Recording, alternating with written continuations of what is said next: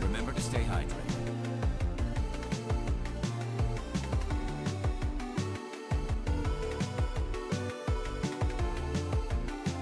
Hey, Barbie. Hi, Barbie.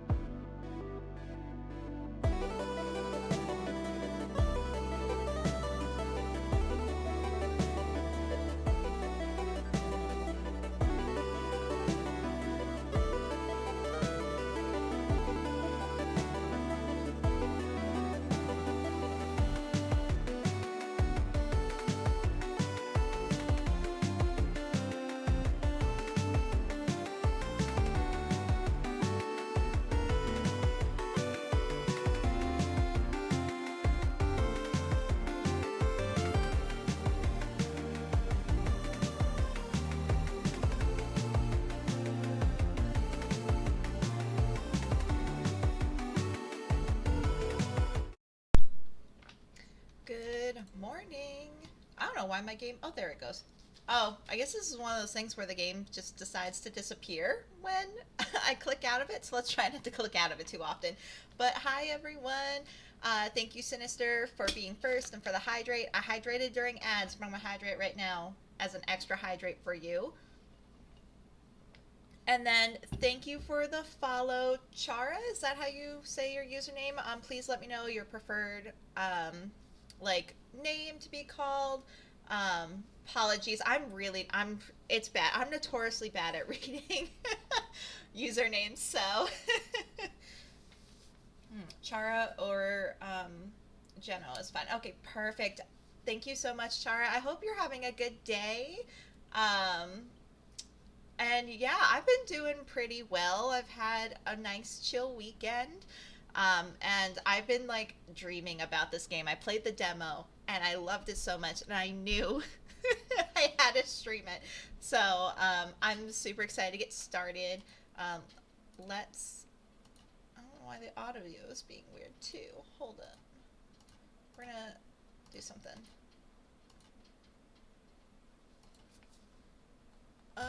Create save. All right, there we go. There's the audio. I just didn't click far enough. Aw, thank you, Chara. It's actually a free model from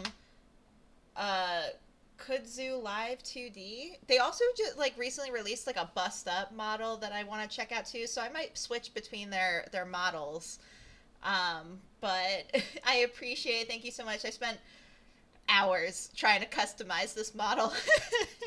So I'm so excited. I really appreciate it. So I played the tutorial, but I'm going to go through it again, just so people can understand how the game works. I don't want anyone getting lost. And also probably it'd be good for me to do a refresher, because I am always not the best at following directions. So let's go through the tutorial. So this is our home screen, so click here to edit. This is the decoration bank. Choose from CGs you've unlocked, quotes from the love interest, and cute stickers to decorate the home screen with. Do we have anything? No, everything is locked. Beautiful. Here's a sticker example. Click and drag it to move it around. Cute. Okay. When a decoration is clicked, it will turn blue to indicate that it has been selected. Put it there. You can use these buttons to reorder your decorations or remove them. Oh, cool. Click here to exit edit mode. Happy decorating. Beautiful. Begin game. Welcome to Plastic Trick. Start or skip the prologue below. We're gonna start.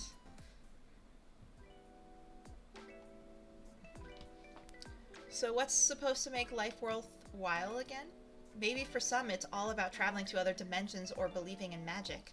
But what about for the rest of us, the everyday people who sit in the office scrolling through endless lines of data until they finally let us out for the night? If you ask me, it's not other worlds or magic that could ever make life worthwhile. Because if you didn't know already, the real paradise has always been here in Belvedere City. The city of brilliant shopping malls, glittering nights, and where the radios play the summer bops all year round. The place where pouring your heart out also means emptying your wallet and letting your shopping cart do the talking. For real. For real. Anyone else have a impulsive shopping problem like I do? I low-key relate to our character in this game a bit. I mean, I'm not caught up on all fashion or anything. Like, she loves shopping for fashion. Let me buy a Garrus plush and a Astarion plush and other weird game merch. Yeah, no worries, Shara. Enjoy your food. Hope you're gonna have something good. So why travel so far away when this slice of heaven has everything I could ever need to make myself believe in life's little pleasures? Because in case you're wondering, yes, this is an ad to my life, of course. I, Serena Brightmore, have always known what exactly life is worth living for. The best part is, I've always known where to find it too. Because life's all about finally getting your gold membership to a VIP Platinum so you can get a free small gift with every purchase of $250 or more on a Wonder Daisy skin kit. It's all about years of making early bird lines, studying store maps, and getting your words per minute from a cool 99 to a surefire 110 to snatch those midnight drops. Or how about being first at the Paradiso summer sale to grab 3 flutter skirts? What is a flutter skirt? Is that a real thing? And taupe? I just realized I've never read that word out loud. Is it taupe? Whoops. Cream and mauve for $45.99 each before tax. What it's not all about is oversleeping your alarm so you're late to the Peach Pit phone release, which I still regret to this day whenever I'm posting on my not so pink Peach Pit X.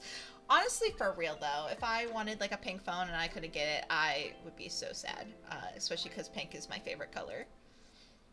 If it hadn't been clear already, there's only one place that could have possibly made all of these dreams of mine come true, and that's the Sunburst Pines Mall.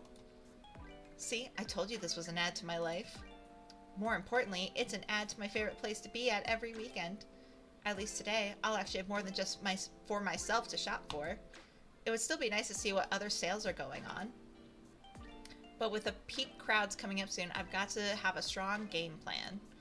So it's time to pull up the not-so-pink Peach Pit and see what's on the list of to-dos. First thing is, buy a gift for a guy. When did I write this? Oh, I remember what this is about. It's a gift for Alb Raya something's birthday. Dad, uncle's cousin, stepson, who's getting a giant hot air balloon bash for his birthday next week. Imagine getting a gift for someone you don't even know. That would be a nightmare for me. I barely can give gifts for people I do know.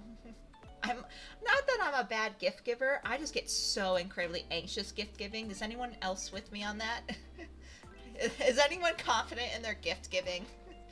I would love to have your confidence and want to know the secret trick. Oh, wait a minute. That's tomorrow? So much for having a game plan. This one might have fallen through the cracks. No worries, though. That's what we're here for, right? Now, let's see. I think I must have met the guy once before, but what I can usually remember about family gatherings is who sneaks off during the limbo dance to the kitchen to pull out the better stash of drinks. They always think no one's looking, but clearly they forget I can limbo and keep an eye out for cocktails. Oh, so we're pretty limber. That's what I'm hearing. We're pretty flexible. Okay. That hopefully will be a pro for whoever we're trying to romance. Well, I mean, if we're romancing mannequins, then automatically I would have higher range of mobility, though. So I guess that doesn't matter. There's something I do remember about him. I'm pretty sure the crimson scarf he was wearing that night had to come from Hadley Mile. As it happens, there should be one night on the second floor. Ah, right there. Clutching my bag, I head for the escalators with a stride to my step. I hope it means this will just be a quick stop when... Oh, what's that store over there?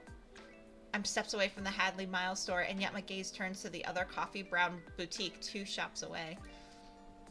To my surprise, 2 women come out walking with matching Avanti bags, giggling at their phones. Huh, Avanti Prestige. You'd think from the cycles I've been around this mall, I would have seen this place before. Is it a new shop? I don't recall ever seeing any empty spaces this month, though. It does look like they sell menswear for the mannequins in the window. Oh, why don't I just go take a look? I can always swing back to Hadley Mile on the way.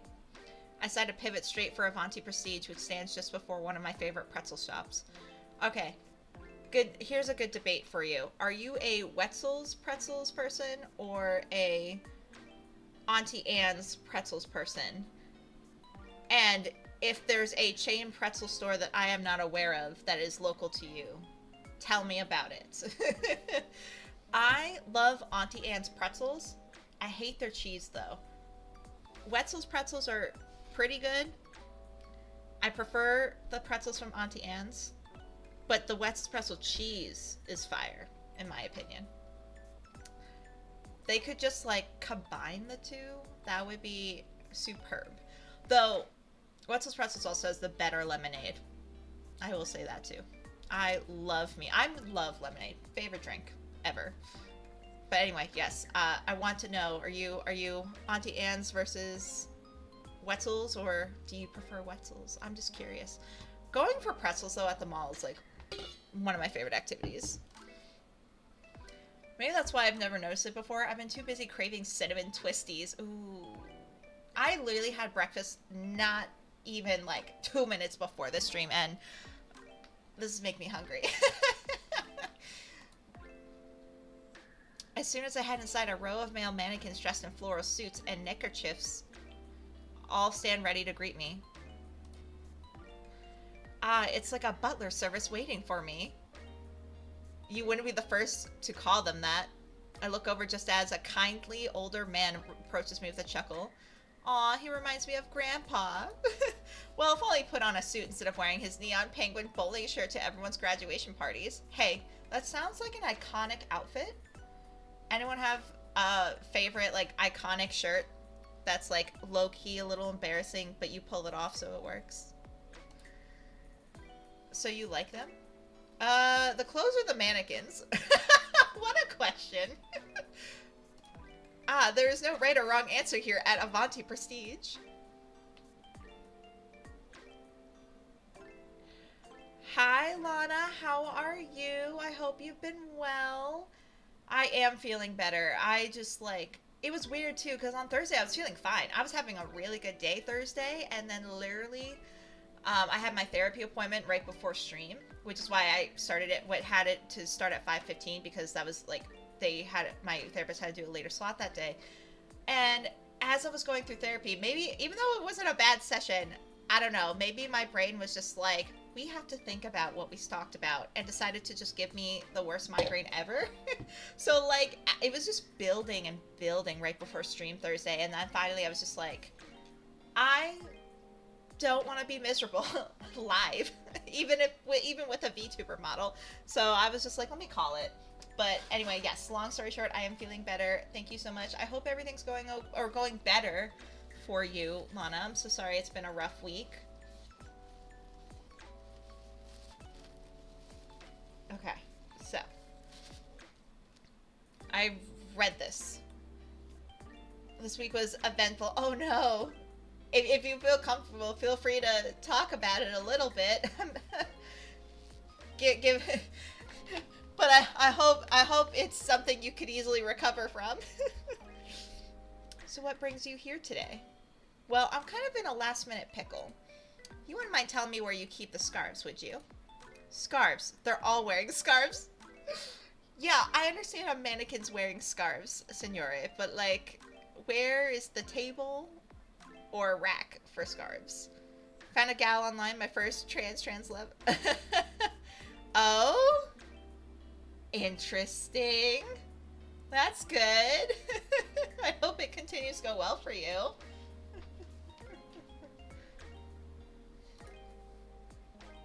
He points over to the mustard floral neckerchief on the first mannequin. This one is made of imported silk. Came in just last week along with the pink and lime green ones. Oh, these are lovely, but would you happen to have any other designs? Other designs? What's wrong with this one? Oh, sir. You could literally just be like, what are you looking for? Like, what is your type or style? Not, what's wrong with this one, bro? I was looking for some darker colors. He was wearing a crimson one the last time I saw him. Ah, you mean the boyfriend, the husband, the ex-husband?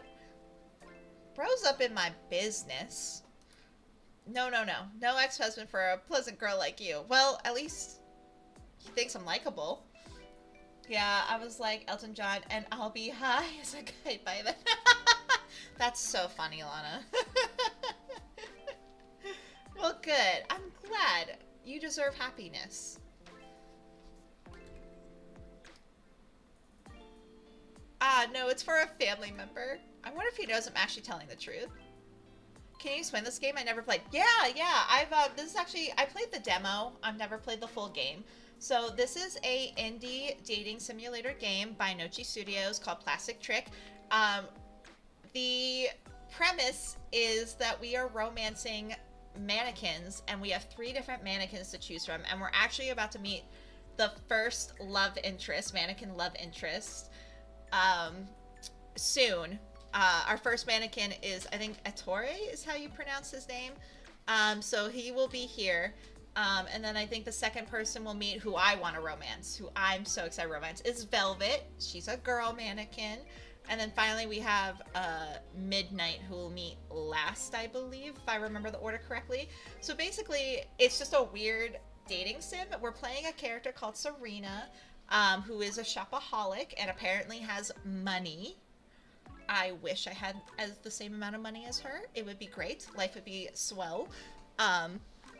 But yeah, she's a fashionista who loves to shop, and right now the premise is we're shopping for a gift for a stranger, essentially, for a birthday party. Bit of backseating loud. I mean, I'm always open to suggesting the floor. Like, obviously, if you play the game before, no spoilers. But, like, if you have an opinion or something, totally go for it. I like to think it's a conversation. I mean, I've let Sinister sway me for Fields of Mystery. I'll probably, like, romance Juniper just for them. So, like, especially with the update coming out tomorrow. So next Sunday, we'll probably play Fields of Mystery just so we can try and get Juniper's 6th heart event. But yeah, no, feel free to give your opinions and things like that. But I am a bit of no spoilers type of backseat thing if you have played the game previously. So for a family member, that's good. Very good. Signore, are you trying to, like, set me up? If you want something in dark red, then why not let Ettore help you? He's usually good at helping people choose gifts, so come. Ettore? As the man starts leading me, also, if people are familiar with this name and I am saying it wrong, please correct me. I am for real. I do not mind being corrected as long as it's in a respectful manner. As the man starts leading me towards the back section, I start poking for any sight of the other association. To my surprise, there's nobody else here but us at the moment. Is Ettore in the back? No, he's right here. Here's our first love interest possibility, guys. It takes me a few seconds to realize that he's pointing over to the broad-chested mannequin right before us. Whoa, this is not like the other mannequins. Since when did they make them with that chest and shoulders and... I'm going to need to stop right there. Signore doesn't need to be seeing me like this. Imagine seeing a mannequin so sexy that you start, like, thinking horrible thoughts.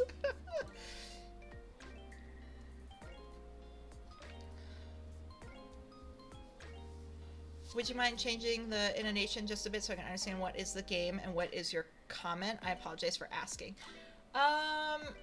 Yeah, I don't mind re-explaining. I don't know.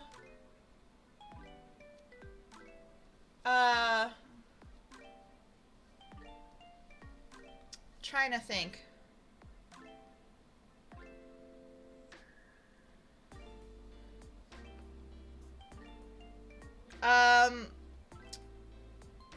So like, are you...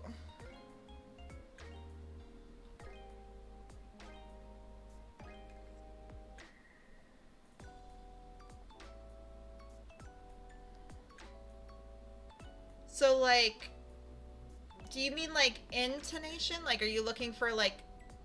I know you did. I'm just trying to think, making sure I understand what you're asking. Are you want me to like change like my tone, like for like pitch wise? Or are you just needing for me to like re-explain the game? I not gonna lie, I had to look up the word, but my Google's like intonation, so I'm just making sure I understand what you're wanting, Lana. Are you needing me to change like my pitch or just like re-explain everything that's going on? But basically, this is just a dating simulator game, like a visual novel, so I'll just be reading through everything and we'll go over choices and things like that once we get to the point where we make decisions that make characters fall in love with us. Feigning my composure, I unbuckle my knees as Signore fondly pats the mannequin's burly shoulder. No need to interpret the characters at all, just the way you talk when you're reading in-game dialogue. Okay, yeah, I don't really do interpretations. I'm not good at them. I just maybe just get excited when reading something, but I'll try to keep like everything at the same tone. Would that be helpful? Ah, wow, so this is Ettore? I thought you said he was good at helping find gifts. Why, he is. He has the experience. Part of me wants to ask how, yet Signore... Because I'm getting confused between what is said in game and the comments you're weaving in between. Oh, I see. That's why. Yeah, I see what you mean. Okay. Yeah, I can try and differentiate the two better. That is a valid critique. I appreciate you being patient with me and explaining. You are not bothering at all. I just... Things can go over my head. And I want to make sure I understand what you're saying so you're not frustrated, and I want to just be on the same page. So, like, I can try and do something different. Excuse me, Lua. I need you to move. Okay.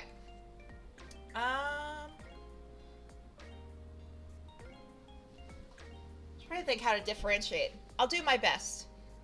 So let me go back to reading. So part of me wants to ask how, yet Signore has already directed me to the rows of folded scarves on the back shelves.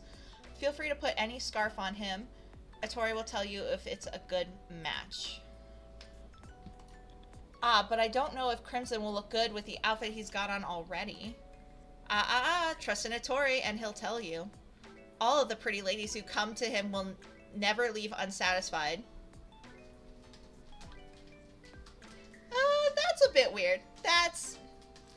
yeah, I don't know. I don't know about that. Imagine being told that in a store for reals. In real life. I'm suddenly reminded of the ladies I saw earlier, giggling as I finally bring myself to look Ettore in the eye. Thank God, at least he doesn't have eyeballs. Still, he's got a lot of everything else to keep people's attention elsewhere. Okay, calm down now. Signore's still watching. As if reading my mind, Signore chuckles once more before turning around. I'll let you be with Ettore. Like I said, trust him and you'll find exactly what you're looking for. I'll come back when you're ready. Unsure of what more to say, I turn back to Ettore. Well, I guess you will have to help me somehow. Surely my dad's uncle's cousin's stepson doesn't wear your kind of outfits, but what you're wearing isn't bad either. It's giving resort sugar daddy, and I mean the good kind, I promise. Oh, that's a bit of a look. Imagining resort sugar daddy. The mannequin simply does nothing, because it can't do anything at all. I bet if he had a face, he'd be scowling at me right by now. Oh well. I head over to the scarves, my gaze dancing between the first crimson one I find with a spade print and another emerald one with tiny polka dots. I know another crimson one would be the safe bet, but there is this emerald one. What do you think, Ettore? Amused, I raise both scarves up back at him. Still, he doesn't rotate back to me, doing nothing. Still waiting on when you'll be handy. Unless the kind sir thought all I needed was some eye candy, which wouldn't be the first time. I suppose I could try them on him to see the print better. Taking both scarves with me, I return to Ettore as he stands mightily overlooking the back end of the shop like the king of his castle. Fearlessly approaching him, I choose the crimson one to try on him first. Now hold still, sir. Chuckling at my own joke, I continue wrapping the scarf around his neck, my hand smoothing across the cold plastic of his nape. Ah, they even molded a collarbone into him. Then again, even the Vicks and designers will always make sure to include these kinds of things in their own models. But for some reason, nothing beats a classic plastic mold. I'm getting ready to put the scarf on, yet I'm already noticing the way the print is sitting. The spades look a lot bigger for some reason. But then I wonder if he might prefer them over yet another red scarf again. Suddenly, the mannequin goes to remove the scarf. Whoa, no, hold still. I still haven't decided if I like it yet. Grabbing the mannequin by the shoulders, I try to wrangle him still before he can try to pry it off. Still, I'm too fast. Or am I? Ah, hold still, will you? I need to try the emerald one on you.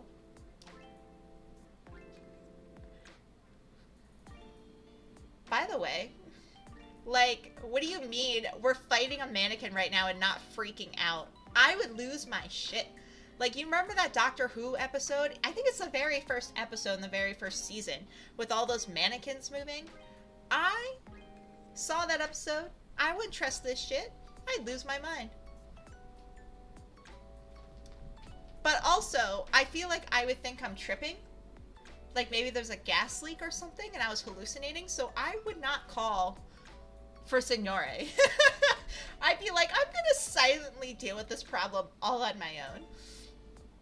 But let's just we're gonna hold the man still. Despite my attempts, that was literally the reference I had in mind when you described the game. I know. I try to go out of my way to like find weird ass dating simulators because they're just so fun. But I also like normal ones too, of course. There's also it's free and I highly recommend playing it. That episode is actually really fucking good. It's a good episode, I agree.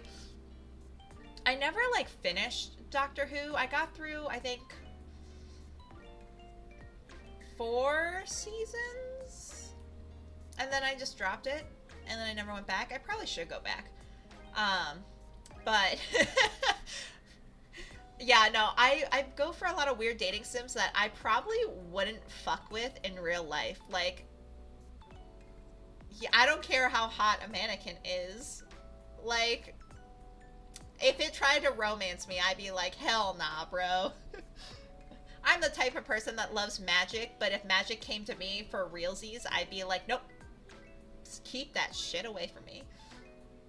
Followed by the episode with the bizarre baby aliens infiltrating the UK government. Oh my god, that was a weird episode. Ugh.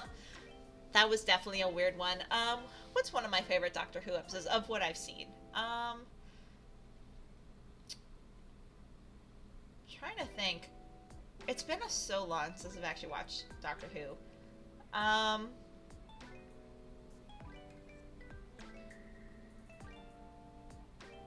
I can only remember the episodes that like freaked me out. Tennant's Weeping Angels. I can see that. I'll have to think on it. Because all I can remember is like certain episodes that freaked me out, and like I had to pause Doctor Who for a little bit because I just was like too like anxious. It is the episode I show people to intro them to Who. Yeah, I could see that. That's a good episode to start with.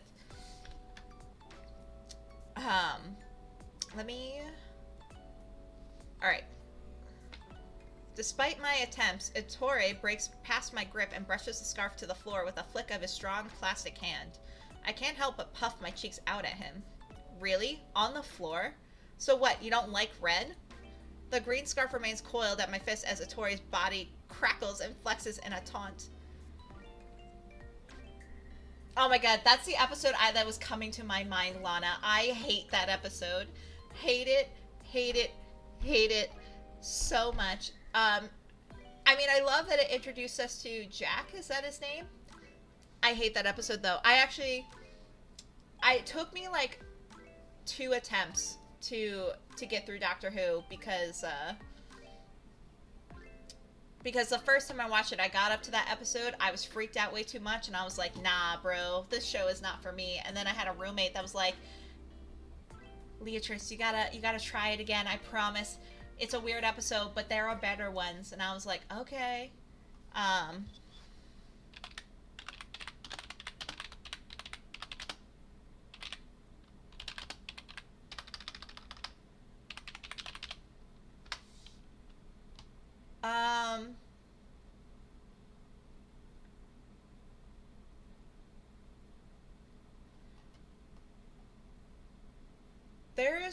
Okay, here's one episode I really liked. I don't remember the name of the episode. The only more traumatic episode in Sci history is the Black Mirror PM and Pig episode. I see that. I haven't actually watched Black Mirror, but I've like seen the clips and know essentially what most of the episodes are about. One Doctor Who episode I did really, really like was, I don't remember the name of it, but it was when they go back in time, and you would hate it, probably. I fully believe you. fully believe you. Hold on, let me click back into this game. So you have the music. The episode, it's when they go back in time to like period clothing or whatever, and like there is like the Undertaker with the ghosts and all that. That's the one I really, really liked. I liked that episode a lot with Rose. I know Rose was a part of it, so it was like early on. I really like that episode. The Van Gogh episode 2. Oh, yeah.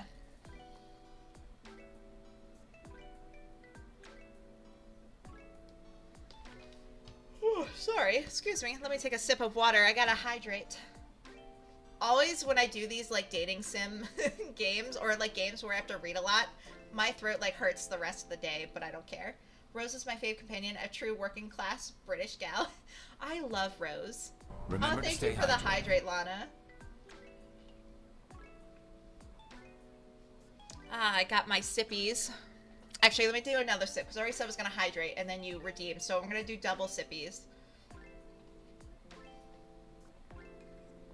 I also have hot chocolate with me, because it's now cold as all heck in the mornings here. Which I love.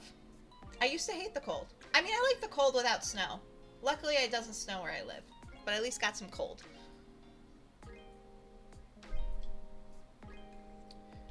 Oh, so that's how he wants to play, Ghost Arena? Well, I bet I can play too, and you know what? I always win. Feeling feisty, I lunge straight towards him, landing against his hard chest. To my surprise, he doesn't topple over, not even as I coil my legs around his even firmer hips. What is this description, guys? What the fuck is this description? Now that I'm going to snake on him, I start wrapping the emerald scarf around him. Like clockwork, he starts swatting the scarf away. What gives, Ettore? I thought you were helpful. Gah, okay, just let me see how it looks for 1 second, please. I half expect him to try pushing me away again, yet there's something about the way one of his hands goes limp at his sides. Spotting this, I see my chance to finish wrapping the emerald scarf in a semi-decent knot. Ah, see? I told you I just need a second to see how this one looked. Whoa! The mannequin wraps his strong arms around my back, both hands planted firmly on my thighs. Oh god, he's going to toss me off. But seriously, how does he have a grip like that? I'm getting ready for the big send-off when instead... Holding me to him, he turns around and reaches for a navy scarf. Ettore presses it back to me, the silk unraveling between the two of us. Speechless, I look back at his cold, chiseled face. Wait, you think the navy one is better? Ettore finally loosens his grip, bringing me back down as he returns to position like a perfectly buff angel. At the same time, I hear a familiar voice humming to a beachy tune to himself.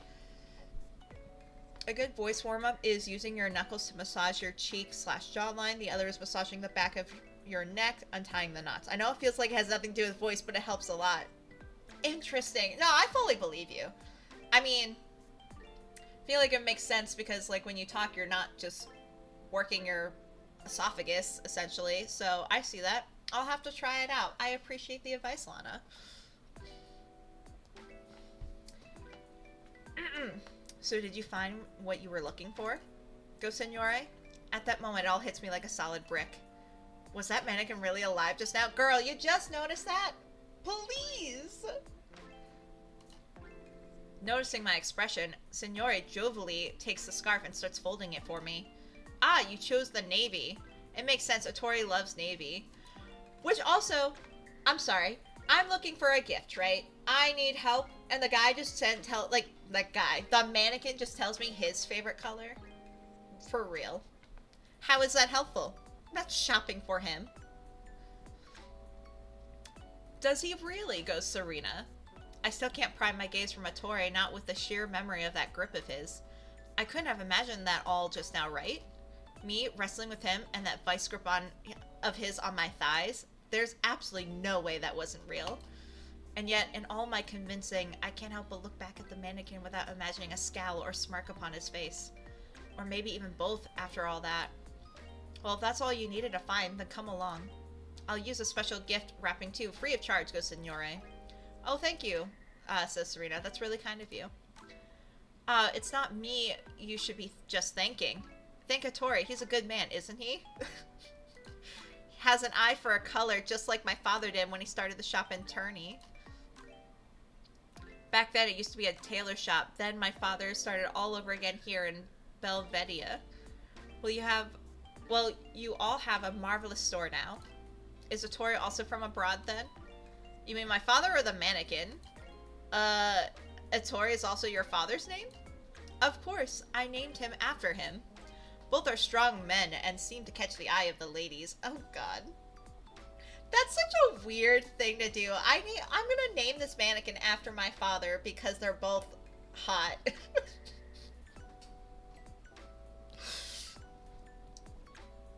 Oh god. That's so weird. I forgot about this line. See, I already forgot most of this goddamn demo. But my father was very devoted to my mother. Ah, that's good. I'm glad he was faithful. This is so much information to get from a shop owner, guys. Or folks. This is Ettore. We'll see. I wouldn't be surprised if he's got a whole other life nobody knows about, says Sarita. It could be, very well be. I've always thought that he must have had his own journey before he came to us. Now then, cash or credit card?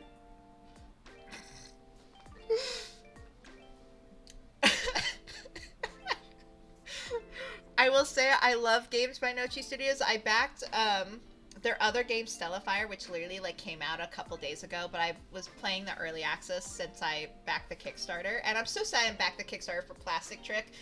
I originally, at the time, I saw the Kickstarter for Plastic Trick first, and I never heard of Nochi Studios, so I was like, I'll wait. And then Stellafire came up, and I was like, okay, I'll do it this time. But I regret not backing Plastic Trick because I want I want the game guide and some other things, but it's okay. It just means that from now on, I will always back a game by Nochi Studios because I have so much fun with their games. Leaving the shop, I keep feeling my forehead for any sign of fever. It's so strange. What could possibly be wrong with me? Unless the mannequin has pheromones from another planet, surely there's no way that could have just been all in my head. Oh well, at least he helped me find the right gift. Since I don't think I have a fever, I think I should be fine to keep shopping. My eyes wander across all of the shops, the possibilities looking endless. At the same time, I can't help but notice the familiar neon pink signs and streamers of home. I mean, my second home. They said they wouldn't be getting anything new until next week, but what if they actually did? We're about to see the person, the mannequin, my dream mannequin girl. I'm so excited to introduce you guys. You'd think they'd just text me if it came in by now, but what if they suddenly get a flash sale, goes Serena? Would they even have time to let me know? I just have to go check. It's a good thing I wore my favorite blouse of theirs to pair their new skirt with. Gushing, I start making my way up the escalators. I need everything in me to keep from startling the other shoppers nearby. As the closer I get to those gorgeous sparkling arches, I know I'll be in paradise. I'm coming, paradise. Hopping off the escalators, I waste no time making my way into the one and only Ann Paradiso. Sure, they have hundreds of locations, but this one has to truly be the best because it's the closest one to me. As soon as I enter, not one, but 3 employees shoot up from all ends of the store with a smile. It's Serena, goes the sales associate. Moments like these, I'm tempted to give a twirl, but that'd be pushing it, right? Oh, to have her confidence, man. I would love that. I'm actually going shopping later today. I actually got a date coming up, so I wanted to look for something new. So that's what I'm gonna be doing after stream today. I'm super excited. But anyway, back to the game. As I settle for a wave instead, one of my favorite associates, Lennox, approaches me with a sigh of relief. Finally, we've got a live one. We can always count on you to heal the dry spell.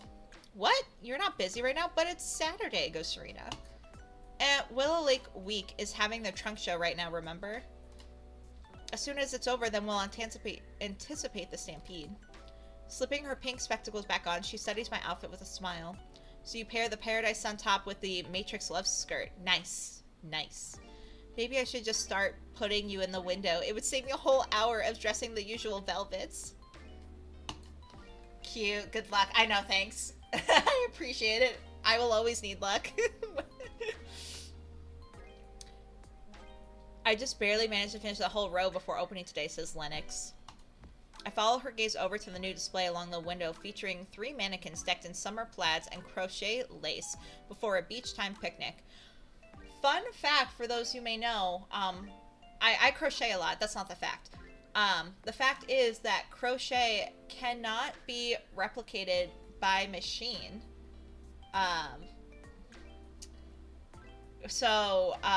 If you see crochet in store, it's like definitely handmade and definitely underpriced. Fun fact. If it's a cis man times 10, wish you luck. I'll still take the times 10 luck because I don't date often. It's like I go on a date like every 3 years, but it is not a cis man. So this person is non-binary, and I'm super excited. We've been chatting for a little bit now, and I'm looking forward to it. Why? For the crochet, it's because, you know, fast fashion and all that. They, you know, child labor, sweatshops, all the glory stuff of why they underprice their crochet. Knitting, though, can be replicated by machine. Fun fact. But I think with crochet, though, it's because of the hook. Because a lot of, like, the movement of the hook, like, I literally will twist my wrist in ways my wrist probably should be twisted to do certain patterns for crochet. So that's most likely why it can't be machine replicated. Just because you literally only have one hook, whereas, like, knitting, you have the 2 needles. And those easily, you're only doing certain, like, I'm moving my hands to show you, and I can't show you because my VTuber model, but like, I would just watch a video between knitting and crochet, and you'll understand what I'm talking about, because like crochet, it's a hook, so it'd just be a little bit more difficult. But yeah, so be careful when you see crochet in the wild, but sometimes knitting can look like crochet, but typically I'm pretty good at noticing the difference. I follow her gaze over to news display window. Oh, I read this. Ah, so pretty. If you did put me in the window, I might get hungry for a real picnic sandwich, though. This game's making me hungry. I literally ate breakfast. What the heck? Well then, maybe we'll just put you in for part-time. Goes Lennox. Nah, I'm just kidding. I know you love being on the other end of the window anyway. It's why I know you're here. Any chance you've got the Cupid's Wish collection in early? There's a hole in my heart where that magenta skirt is supposed to be. Darn, you know how much I hate breaking hearts. Sorry, Suri. The shipment hasn't even been sent out from the warehouse yet. Still, the pallet should be here by next week. You haven't changed your number or anything lately, have you? I cheerfully hold up my not-so-pink phone to them. Man, Serena is salty AF for not having a pink phone. Nope, it's still the same one. Then just look for a message come Friday. Silly Suri, you know we wouldn't let you down like that. I know, but I still get moments of weakness too. Well, at least we still got to see you here today, and it sounds like we'll be seeing you next Saturday. Of course. But before I go, maybe I could have another look around, just in case I missed anything from last week's sale. Go on right ahead, you know to holler. That I do. With Lennox heading off to help a customer, I set out about skimming through the store. I know it's not like I was here just a few days ago, but you just never know. Besides, sometimes you just don't know what you're looking for the first time around. That is true. That is true. I'll, like, do one look around, and I don't even grab stuff, even if I like something, because I just want to, like, do another sweep. I'm methodical when I shop. I keep venturing through the store, making my way towards the sales section, just before another large display of stunning mannequins all posed on chrome risers. Above them spins a disco ball on the ceiling above with a pop of metallic pink streamers. At the very center, she stands like Venus, arriving straight from the seas, only decked in frills and soft pink sequins. It's her. It's really her. And she's finally on sale! I don't take my eyes off her until I finally locate the dress amongst the sea of sales racks. I knew I was going to find something I actually wanted. How many weeks have I had my eye on this dress and yet nobody told me? Maybe they just thought I didn't like it after trying it on for the third time last week. Never mind. The important thing is that they still have it in my size. Not wasting time, I rush straight into the dressing room. As I change into my dream dress of the week, I can't help but keep running my hands along the soft fabric before checking the price tag each time. I still can't believe it. She's so pretty, but that price is even prettier. Coming out of the curtain, I rush straight for the first mirror I can find. The butterflies are aflutter as I take a breath and then get ready to see magic. Instead, I frown. I take forever to shop, just like my mom. I inherit all the little things she'd do to check the quality of clothes. You know what, though? That's so valid. The quality has significantly dropped. I also, like, I wear my clothes until they have holes in them or stains that are not, like, removable. Like, so, like, my wardrobe is, like, the same as, like, 5 years ago. Maybe add in a concert t-shirt here or there. Though the quality of concert merch has also gone down, which sucks. But yeah, no, I try and look at like seams and stuff because like I can't afford to buy new clothes every season. I've never been that type of person. It also seems so wasteful. So like, yeah, I'll take some time to look for stuff. That's kind of why I like wanted to get a new outfit because I'm like, all my stuff is so old. I was like, maybe I should just get like one nicer outfit. I wear my clothes until my partner complains it takes me to buy more stuff. That's so fair. I love that for you. That's hilarious. Honestly, that's what I need. Be like, Leatrice, please. You've had that shirt since high school. I have a bag of clothes that I actually want to take to like one of those like resale shops, like secondhand stores that like pay you for clothes. I just have been very, very lazy about it. but I really should bring it in. Oh, it is still quite pretty. I mean, I liked myself in it last week, right? This is my right size and everything, but I try to look at myself from another angle.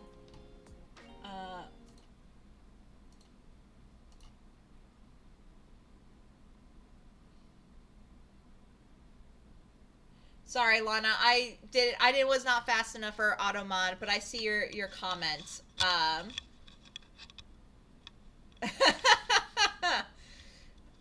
Yeah, Lana, you're wearing the same sweater for 2 weeks now. I'm like, it's the pandemic. You want to consider it, bitch.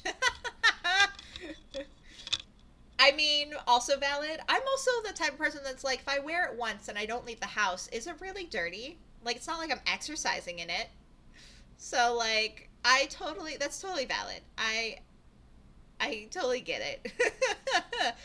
I'm also like, well, washing, I try to be environmental, so I'm like, well, I gotta be careful when I wash clothes. Like, should I really be washing clothes that aren't that dirty? Because water waste and electricity waste, and then I justify so many things. I used to, during the pandemic, just live in my PJs. I didn't even wear my normal clothes. So, like, I know, I sound gross, I'm sorry. But, like, I'm just super mindful of not how I dress, but more just like what I wear, how long I wear it for, where did I go, what activities I did, just so I can, like, also washing clothes so often wears them down because they're not quality anymore. So like, um, I wash a sweater and it's either pulled or stretched horribly. Even if I follow the instructions, I don't just throw everything into the washer now. I actually read care instructions and follow them, but even still, they just don't last, which sucks. Also, wasn't Rio. Rio's humid and hot and all, but in the cold in Canada, come on. Oh, yeah. Canada is freezing. I totally get that. I try to look at myself from another angle, unsure of why I'm hesitating. I still think it looks beautiful, don't get me wrong, but I thought it looked good in it last week, and even the week before. I didn't really do anything differently, but still, I can sense my frustration coming on, as no matter how much I study myself in this dress, I'm trying to find that magic again. The worst part is, I don't think it's even the dress that's the issue. Why am I not sparkling in it? Lamenting, I glance over at the beautiful mannequin nearby. Well, of course it looks like magic on her. She's always going to be the life of the party, and just look at those legs. We're comparing ourselves to a mannequin here, by the way. So, like, not the best standards to compare ourselves with. Washing is hell for me here because my clothes are Canadian. They seem to shrink in the washer, and then my parents keep calling me fat. Oh no, that's so mean. Yeah, washing clothes is a pain. I'm glad I did my laundry yesterday because this is very much discouraging me from doing laundry. Well, though I probably do laundry again today. I try to wash clothes I buy like right away, just so I can wear them quicker. So I gotta take care of that.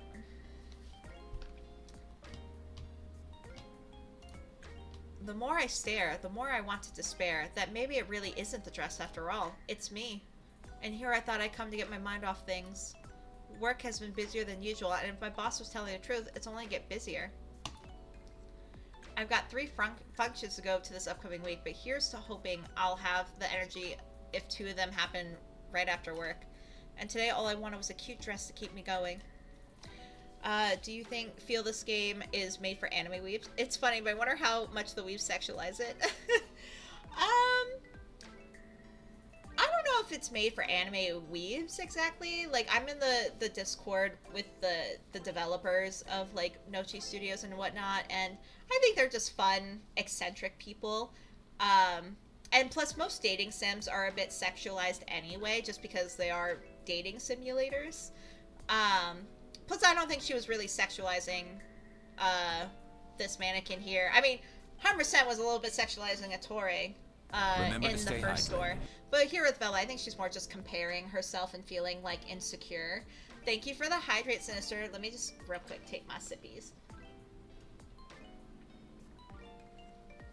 But there are 100% games out there, dating sims out there, made for anime weebs. There's a game called, and it's free, and I highly recommend it because it's hilarious as all fuck. But it's called I Love You, Colonel Sanders. And yes, it is the Colonel Sanders, Kentucky Fried Chicken Colonel Sanders. It's a very short dating sim. It's not meant to be taken seriously, but it is hilarious.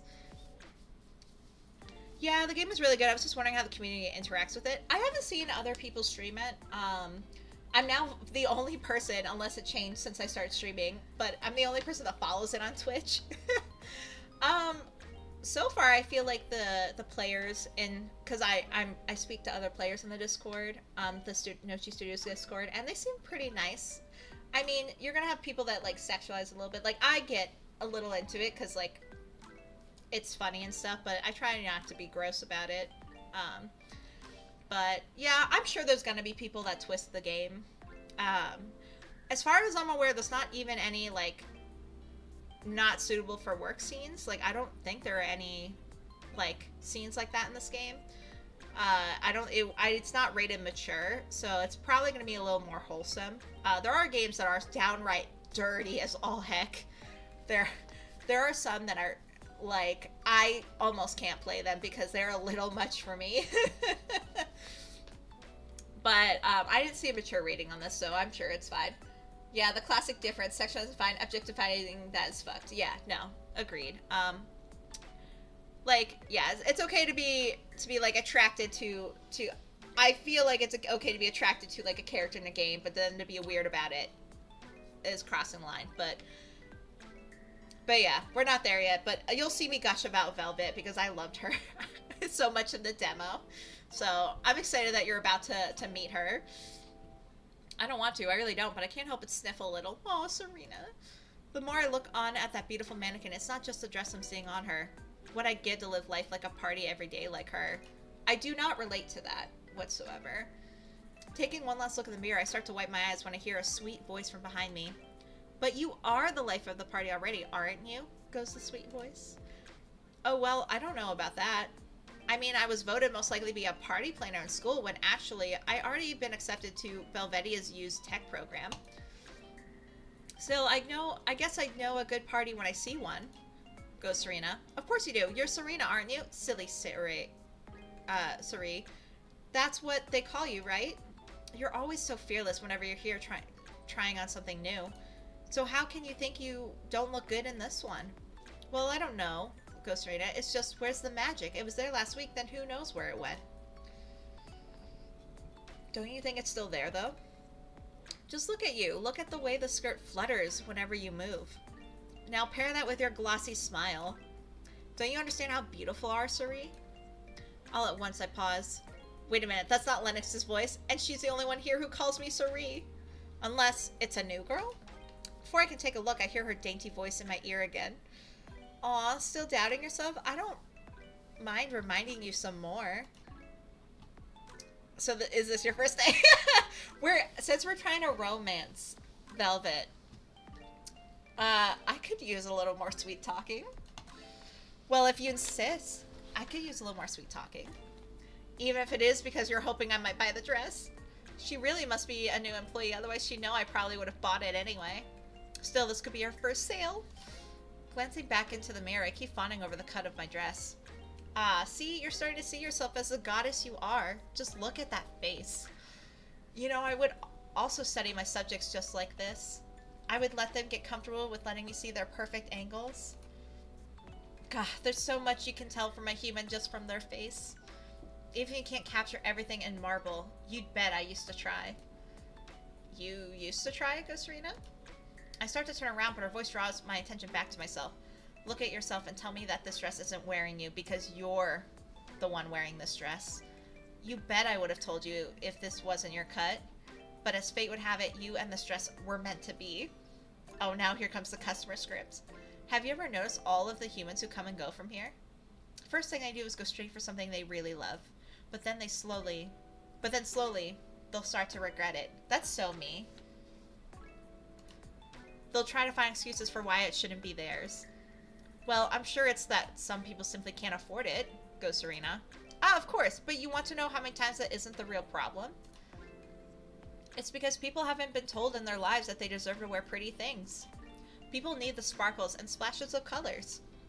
They need to show more ankle. Heck yeah. Flash those ankles.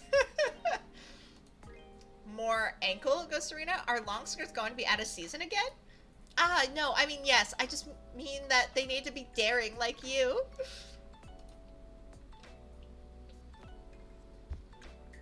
I've seen you every time. You're never afraid to put on a new silhouette. Just like you, all humans need to love their legs and their elegant curves. What is it about the shoppers here who'll always say they don't have my kind of sparkle, and yet don't they realize I can see how brightly they shine every time they come here? Without warning, I feel a hard plastic hand right on my shoulder. What? Wait. Turning around, I expect to find Lennox leaning a mannequin over me. Yet instead, there she is gushing at me in all her beauty from her display. Guys, this is Velvet! Oh my god. Sweet heavens. I think I'm seeing things, goes Serena. Tell me I'm not dreaming. Why would this be a dream? Unless you've dreamt with me before? Trust me, I wouldn't be surprised with the wondrous things I've been put through already. I can hear her voice clearly, but she has no face. No face, no expression, but she sounds so utterly smitten to see me. But how can she even see me without any eyes?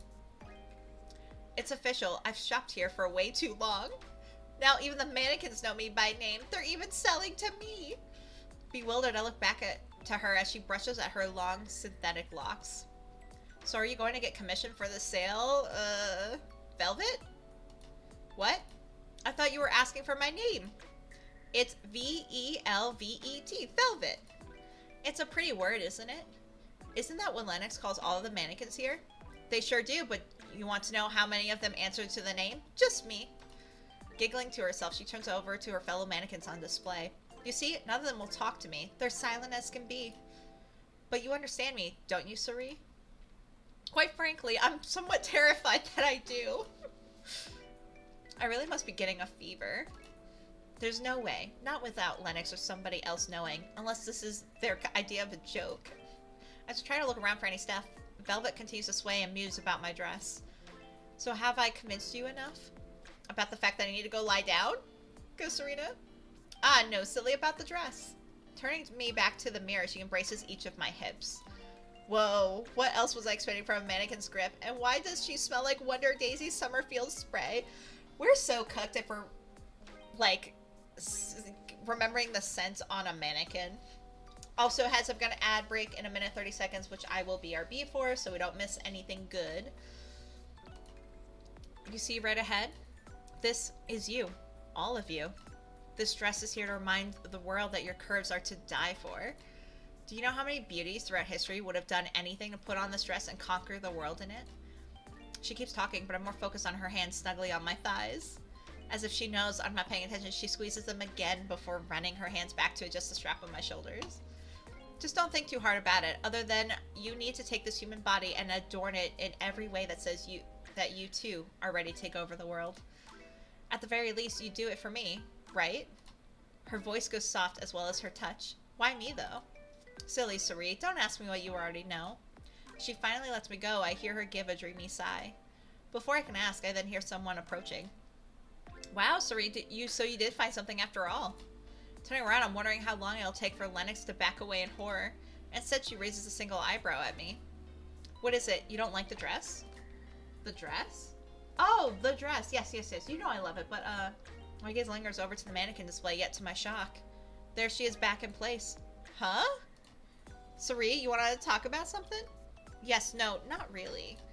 I think I just might be having one of those days, you know, that is, unless you're not testing out a new event I don't know about. You know we don't have anything planned for this month, goes Lennox. Alright, ads are going to start any second, so I'm going to BRB, rest my voice, maybe try some of those massages Lana suggested, and we'll be back. See you guys soon.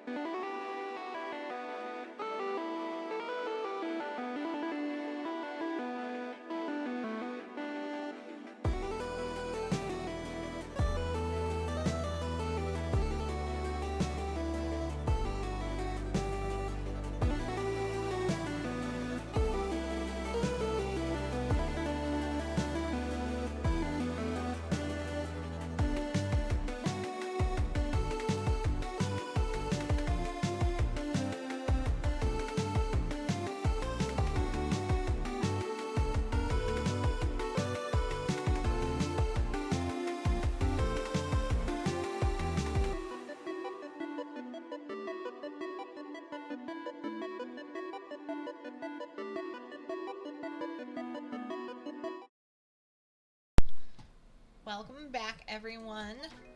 Hope you had a good break. I used the time to feed the cats, and that's about it. Well, Lou is eating fine. Kai's being a picky baby. He's staring at me being like, Mom, you gotta feed me something else. And I'm like, no. You get what you get. But anyway, let us continue. Actually, what about her over there? Goes Serena. Who, the mannequin? Yeah, her. You know, Velvet. Yeah, you know what? I'll just ring you up fast so you can get a cold smoothie stat. I don't know, Len. I think I need more than just a smoothie right now. Well, just take it easy, alright? We can't have you kneeling over before next week's drop. As I follow her over to the cash wrap, I take one more look over at Velvet. Even though she hasn't moved since, why do I get the feeling that she's smiling back at me right now? After assuring Lennox that I'd be keeping my head out of the clouds as much as possible, I decided to go for that smoothie. A few minutes later, I'm sipping down my triple berry matcha dream. I'm surprised I was able to say that, as I'm slowly beginning to feel myself again. Checking the time, I'm suddenly aware of the influx of customers arriving at the mall. Oh, it's that time already. After lunch is when they start coming by the troves, and then come the families, and then that means... From the corner of my eye, I spot a mother walking her 2 young daughters into the Wonder Daisy shop. Already they're rushing for the neon-colored tester bottles to drench their hands in eye cream. Yikes, I've got approximately an hour before the post-lunch crowds really start coming in. And if I'm late, then I won't get to see him. We're about to meet the final love interest, Midnight, who is my least favorite love interest. So, I'll let you decide your opinion on him later. Not wasting time, I hustle over to Wonder Daisy. I barely make eye contact with any of the other staff, nor the customers as I head inside. They all know I'm on a mission. All I want to do is see him first. Him, my sun, my stars, and my moon. My morning and evening star. The reason why I have a cold Cinematrix card for that 12% discount on advanced ticket sales. It's all been for him. All for him. Towards the back of the store, there he is. Him. Standing at 6 feet something, he's a whole smorgasbord of chiseled abs and jawline. To top it all off, he's wearing his exact outfit from the Midnight Secret Sense commercial. I can already see his gorgeous plastic gaze from 3 aisles away. As I get closer, I then see that there's another girl eagerly taking a selfie with him. Gah, so they finally caught on to my idea. I watch as she puts her hand on his and moves closer to him with a cheerful smile. Her friend nearby keeps giggling and egging her on. Meanwhile, I try not to tap my heel while counting down the seconds. She has to have taken 10 pics with him by now. If she has a quick camera, then maybe even 13. At last, the girl finally pulls away, but not before gushing in his direction. Once they have left, I slowly begin slinking my way towards him. Now this is where it pays off being stealthy. I pretend to head over towards one of the new lip collections before circling the collab display in a mating ritual dance of my own design. I'm locking in on him. If he could really see me now, then he'd know what I want. This is so weird. Oh, God. He's my midnight sun after all, so he always knows what to give me exactly when I want it. At last, I see my chance as I spin towards him, landing just before the large neon sign promoting his collab. The most perfect scent collection curated by none other than him, Midnight Vaden. Holding back a gush, I lean into his shoulder with my phone already on hand. Midnight, I hope you've been good lately. Although I thought I saw you smirking earlier when those girls were getting shots of you. You just can't help letting it get to your head, can you? Laughing to myself, I search for that one optimal angle to fit my brightest smile and a good dose of his abs in the frame. Let's see. I found a great angle last week. Come on, I know it's right about here. Hey, I thought I told you no touching the chesticles. And once I get ready to make a mad dash for her before being spotted by my good friend Abra coming over in her work apron. Oh god, that never gets old. You should have seen your face this time, though, risking everything for this chump as usual, I see, goes Abra. Hey, he's not a chump, he's Midnight, goes Serena. Sure. So we're not going to talk about the fact that Clementine's new song is literally about him? That's never been proven. Sure. Honestly, you should be glad I'm usually the one catching you here. I thought your manager loved me after I got her that extra commission last month for all those bath bombs. Oh, you'll never be on her hate list, but that doesn't mean that she won't be raising an eyebrow over you going gaga for Midnight Pumpkin Boy Vaden. I swear, how this bro still gets everything he wants has got to be one of life's mysteries, but then I remember that there's more of his fans out there. Well, even you've admitted before that he's pretty talented. So it's not like us fans have been just using his shower scene and Thunder Trigger 2 to push his career. You're so far gone, Serena. Admit it. It's always just been about the abs. You don't need to be telling me about the high-class art house cinema he's done when I just know you were only watching what's south of the screen. Oh, God. Abra. He was also in Loveless Liaisons, remember? He wasn't shirtless in that one. Congratulations, you disproved my point. Honestly, I think you just caught me at my prickliest today. Oh, what's going on? Any chance you'll be off for dinner? Go, Serena? Ugh, can't and can't. That's my problem. Lizette called out today, so they've put me on closing shift again. Wait, didn't she already call out earlier this week? She sure did, but you know how it goes. Anyway, that pretty much means I'm stuck here with that thing at night. Abra casts a disgusted look over to Midnight. God, seriously, you really don't think he's creepy? I thought that when they were going to send the signage for the collab, they were going to send us a cardboard cutout. He'd still be creepy, but this bro looks even more soulless as a figure. At least it's accurate in that department, I guess. Hey, he's anatomically accurate too. What? Oh, God. This game is literally just going to be me reading something unhinged and then just going, oh, God. Of course you'd notice that. Honestly, maybe I'd be a whole lot less on his case if he wasn't scaring half of the girls out of their shifts. Then I'd at least get the nights off for once and we could actually get dinner. It doesn't make sense, you know? All of the strange sounds and misplaced shipment. We didn't have these kinds of problems until we put this pumpkin butt on display. If it's a misplaced shipment, are you sure it's not one of the employees or an infestation? Upon saying that, I can't help but look around the corners of the store for any creepy crawlies. Crossing her arms, Abra shakes her head in sighs. At this point, I'd say getting rid of him would solve two of my problems at once. What I'd give to just let you take him home. Wait, can I? Psst, you can try, but the manager might freak. I'm pretty sure we're supposed to send the stuff back to HQ after the collab's done, too. Still, one can dream, right? Then you can keep your douche bro, and I can finally go sit down for some all-you-can-eat sushi without the place closing on me. Oh, give me a sec. Spotting some customers, Abra hustles over to one of the lip counters. I don't know if she's realized it, but she's done a bad thing by leaving me in the company of a certain Midnight man. With most of the customers gathered towards the front, I know I've only got a few minutes to spare to get those perfectly angled shots of mine. Returning to Midnight, I rest my hand over his. God, knowing that he's just as tall in real life, I'd really be able to rest my head on his chest. Still searching for that wondrous angle, I rest myself further against him. Any more, however, and I know he's bound to topple in yet. Wow, he's a lot sturdier than I thought. Maybe it's from all of the plaster they had to use to sculpt his abs. Oh, God. I'm balancing against him, my body snugly fitting into the open space between him and the neon signage. I have a feeling we should count how many times I say, oh, God, in this game. Should have a counter for that. I know I've only got a minute left before somebody comes this way, so I hover my camera over us once more. I think this is as good as it's going to get. So, cheese? Just before I press the button, a pair of strong arms wrap around my waist and pull me in even closer. Looking down, those hands on me are none other than Midnight's. Midnight's plastic hands on. Now this has to be a dream. There's no way. Not unless hours upon hours of punching away at work has finally done a real number on me. Well, there's only one thing to do. Push him away and hope you aren't cursed. Bury into those plastic abs and say cheese. We're gonna push him away.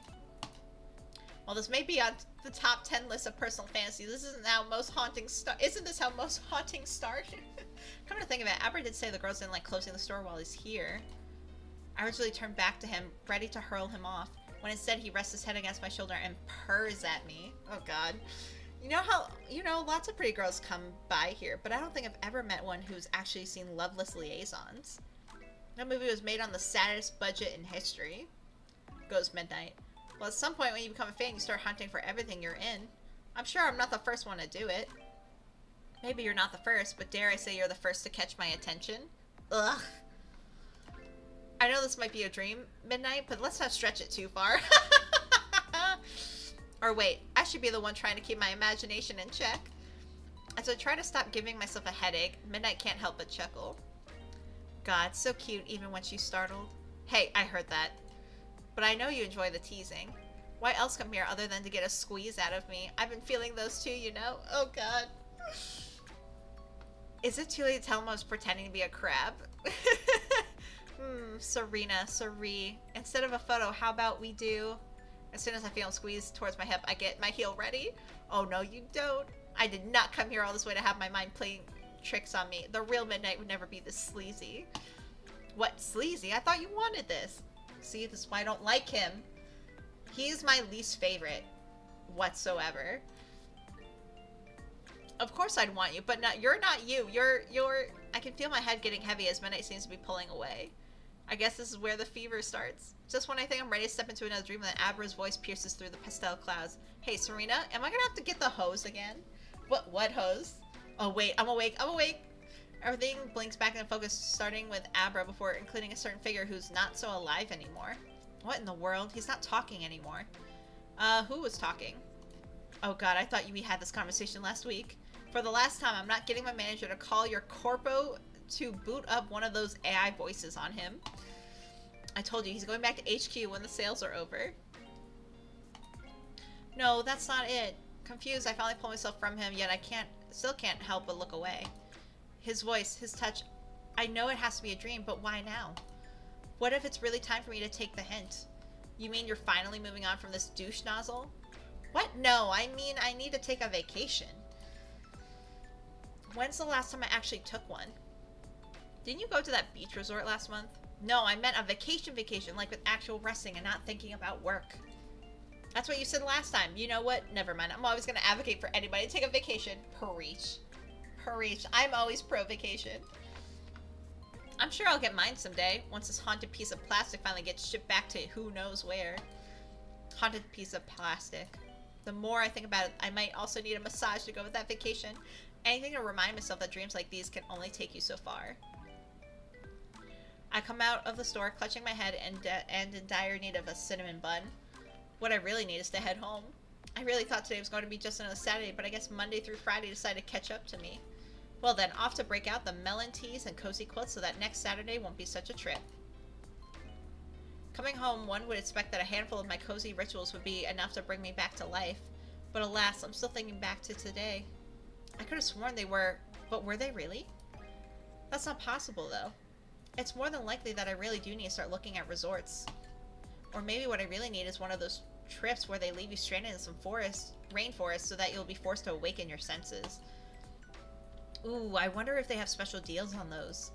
In the meantime, I could just start setting aside what I'll want to unbox for the next haul.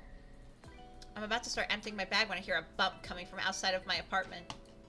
I then hear another bump, this time against one of the stairs.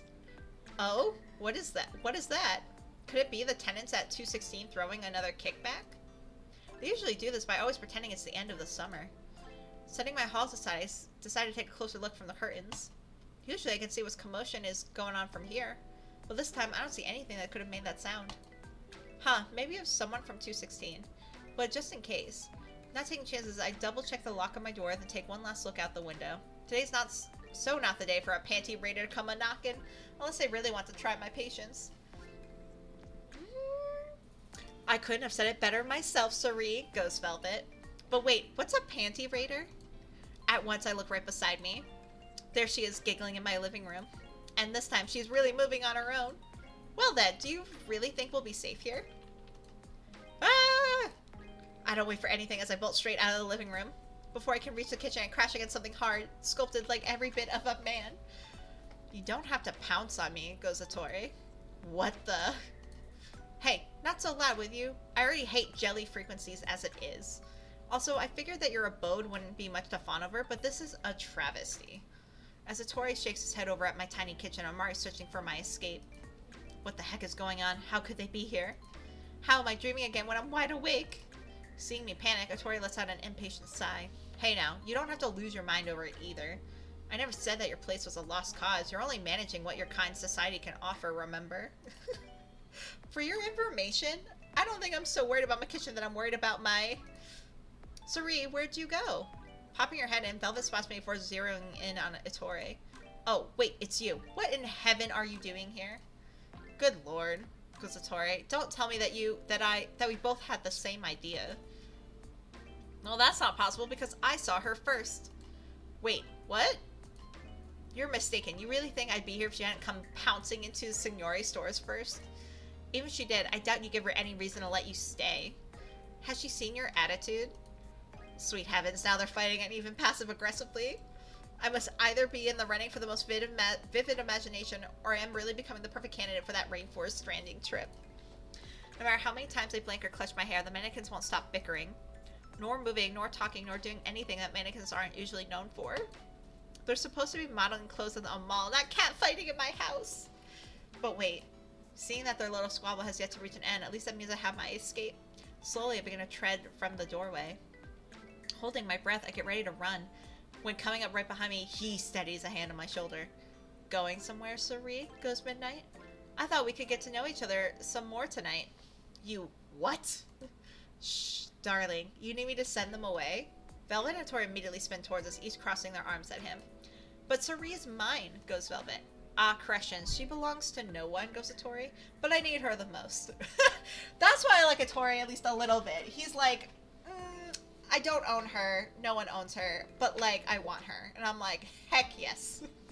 I accept that. Heh, then get in line. On second thought, don't. Cause she's mine, goes Midnight. Don't you mean mine? Goes Velvet, and back to bickering they go. What is going on anymore? What dream or nightmare have I walked into? Of all things to come home with me from the mall, why mannequins? Alright, we made it through pretty much the prologue, guys. Alright, so continue game day 1 of 10. Time to go shopping. Proceed to the next day here. This is your daily shopping list. Would you like a tutorial for how it works? We will walk through the tutorial. Each item is associated with one of these 4 characters. Serena, the character you play as, or one of the 3 romance options, Tori, Midnight, or Velvet. The romanceable character you spend the most money on will determine whose episode you see. Each day you get another 1,000 to spend, and unspent money will roll over to the next day. Sometimes you'll catch a sale and have a chance to get the item at a discounted price. You love a good sale, so money saved will contribute to Serena's progress bar. Filling a bar to 100% is one of the requirements for unlocking that person's ending. Sometimes items in the list are actually fakes and won't count towards your progress. They'll be misspelled in the list and you'll get a notification about a fake item if you purchase one. Good luck with your shopping. Okay, perfect. Well, obviously, Cosmopolitan Cocktail. We're going all girly. I'm pretty sure this is the fake item right here. Antique calfskin Oxfords. Yeah.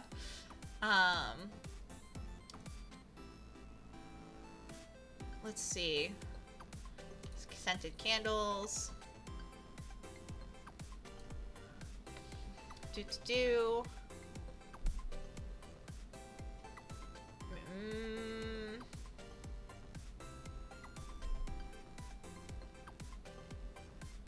I have 592 left. We'll do that one. Alright. And then we'll just save the rest for next day. No! I got a Torre more? What? God dang it. That sucks. Alright, that just means we gotta figure out what Velvet likes. Ugh. This is not what I wanted. I still can't believe my eyes. There's not just 1 or 2, but 3 of them in my home? How did you, where do I even begin, Go Serena? You can start by puckering up and giving your dream guy what you've been waiting for. Hold it, you. Those lips aren't meant for you. Says who? Don't tell me you're about to say you saw her first. Well, I did, didn't I? Serena. She wants me to answer, but I'm still wondering why my lips now belong to somebody else. In a flash, it all comes to me. Wait a second. How is it that you all know each other? Is there some kind of mannequin network nobody's been talking about? If there was, Gozatori, then I wouldn't be here right now. Frankly, I think I'm close to leaving. Real. Then why not call it a night already, old man? She's not gonna kiss you first anyway, goes Midnight. You're so lucky. You jellies are seriously so lucky you can't even comprehend, goes Tori. Serena, jellies? What else am I supposed to call him? His existence is merely a joke as it is already. Oh, damn, Tori. Bold of you to say that when you don't even have a face, old man, goes Midnight. Being 10 zenith thousand isn't old, Jelly. My experience should speak for itself. Zen 10,000 heavens, goes Velvet. Back in my day, some of the villagers didn't even have a concept of infinity. Now there's zeniths. Only in my world there is, as I highly doubt this realm is even capable of fathoming such immeasurable numbers. You see, this is why no human girl's gonna want to kiss you, goes Midnight. I'm just telling it like it is, you know? At this rate, I don't know when's the next time I'm going to be kissing anybody, goes Serena. Goodness, how is this all really happening? Not even a 7th cocktail has ever taken me on this much of a trip before. Listen, you three, before there's any kissing, I'm going to need some answers. Doesn't matter if this is all just a dream. I want to know what I'm dealing with here. Fair enough. I don't know about these two, but I'm here to make you mine, goes Midnight. Ew. I don't like that. Psst. I was going to say that, goes Velvet. I would okay with Velvet saying that to me. Well, I wasn't. Goes Tori. Serena, seriously, why are all 3 of you here? And why me? I'll have you know I'm a good citizen. I got decent grades, I've got a decent job, and you best bet I've never shoplifted once in my entire life. Not even when the manager of Wonder Daisy forgot to ring me up for the Dream Seeker night set. I marched right back up and had her ring me up like any decent shopper would. So once again, why me? Well, because that's exactly it, goes Velvet. You did forget to mention that you're an incredible stylist, though. Not to mention, most likely a good kisser from what I've been sensing, goes Midnight. Ugh. So what are you two really here for? I don't believe we have the same objective anymore, goes Tori. Why are you here? I thought you hated me after I wrestled you with that scarf. Don't get me wrong, I still do hate you for that. But you also have something I need. How is it that even without a face, I can still kind of tell what kind of expression he's making? It's called context clues, Serena. What's this thing you need from me? Before I explain, goes Tori, I'll have you know that I'm not here to play games. We can make this exchange simple and painless. Old man, please stop, goes Midnight. If all you want is a kiss from her, then just get in line. A kiss? Don't tell me that's why you're all here. Velvet, well, I'm not, but I do think it'd be helpful if you wouldn't mind giving me a sweet one. I'll even let you put on your lip gloss first. Aw, how considerate of Velvet. Hey, goes Midnight, didn't I say I was first in line? In your dreams, perhaps, goes Tori. Miss Brightmore, I highly suggest you consider my offer. He knows our full name. That is terrifying. Oh my god. I missed that in the demo. It's one thing them knowing my first name, like if I like one of the employees call me Serena, but like that's my full government name right there. Well, not full, but like that's creepy. For me to kiss you, goes Serena? We wrestled one time. Still, I do believe most of your species would consider that enough progress made to warrant a so-called kiss, wouldn't they? Goes Tori. I still think you're a panty reader, says who, your mannequin species? Both are pretty good options. He would be so disgusted if I called him a panty reader though, so we're gonna go with that because like I need to try and still romance Velvet. You keep saying all these things, and yet I still think you're some kind of panty raider. A raider, goes Tori? I do admit I've done my fair share of raiding back in my realm. But for panties, what use are they to me in battle? Well, I guess you could have flung them over to your enemies. At least that's what I would have done, goes Midnight. We don't fight using panties, goes Tori. Though knowing now that that's how your jellies wage your wars, that does explain the state of this world. Actually, if this world had more colorful panties, it'd be a much better place. Wouldn't you agree, Serena? Goes Velvet. I guess I've never given it much thought about today's leaders wearing panties, but I'd be fine with it as long as someone here wasn't trying to steal mine. Is this all because I wrestled you down and won? For the last time, Wait. Won? Goes Tori. You really think you dominated me? The only reason why you managed to put that scarf on was because I let you. Huh, and why is that? Because you were being so damn persistent, goes Tori. So in that case, I did win by being annoying. I love Serena. She's so funny. Tori is just silent. Fine then, just look at me. You have my every attention and now I'm asking for yours. Tori lets out a loud sigh. I'm asking you once again for an exchange. It has come to my attention that to ascend from this rudimentary form you called a mannequin, I must attain your affection. Preferably in the form of an osculation or whatever jelly mating ritual you desire. And so you're here because you have another body, goes Serena? Not a corporeal one, but a far more transcendental form. It can't be that mighty if you ended up inside plastic of all things, goes Midnight. I wouldn't be laughing if I were you, Midnight, if that's even your real name, goes Satori. Miss Brightmore, this isn't a joke. All I'm asking is for your cooperation. I'm not even asking you to shower me in legitimate affection. But you're still asking me for my love, aren't you, goes Serena? Not that kind, I assure you, goes Satori. I just need the bare minimum like you'd give to any jelly lover you'd meet at a shopping center. God, is it bad I want to wrestle him all over again, goes Serena. Although this time I'll make sure he doesn't have a chance of winning. Noticing him standing before me, I can't help but notice his so-called rudimentary form. Oh god. Sure, he doesn't have a face, but he's built even stronger than half the guys who hit the mall's gym on the first floor. I wouldn't be surprised if they've even stared at a Tori with a little envy while on their way. But to think that he has another form even grander at this one? Since when are my dreams this vivid? The second my eyes wander over to his chest, that's when he stiffly tries to turn his head from me. But he can't, not without moving his whole body too. Well, Miss Brightmore, your answer, please. I should wake up now. What do I get for kissing you? Tell me more about this amazing body. For story's sake. Because I would ask that. Whether I want to romance them or not. But if this happened to me in real life, I wouldn't understand that this was like a dating sim. That I was about to like get into a real romance. So I'd just be like, what kind of transaction is this? So what do I get for kissing you exactly, goes Serena? How about the gratitude of an entire cosmic empire for unleashing their strongest warrior god to finish his holy war, goes Satori. I would immediately be no, because I'd be like, holy war? Sounds like you're not a good person. And so I'd be contributing to a war, goes Serena. What if I don't want that? I'm not expecting a jelly like you to understand my species' politics. We don't even operate in the same wavelengths as your kind. So all you're saying is that if I kiss you, I'd be contributing to both warfare and your superiority complex. Goes Serena. Well, the latter was always going to be a given when you're dealing with a god, goes Satori. But I'm dealing with a mannequin right now. A mannequin who says he's a god. I thought you jellies were supposed to be obedient. Well, sorry to tell you this, buddy, but I'm a brat. Obedient my fucking ass. And that's why you thought I wouldn't want anything returned, goes Serena. At this rate, not even an endless gift card to Ann Perdicio is going to cover it. Also, why do you keep calling me a jelly? Because that's what your kind is. Jellies. Soft, pliable jellies.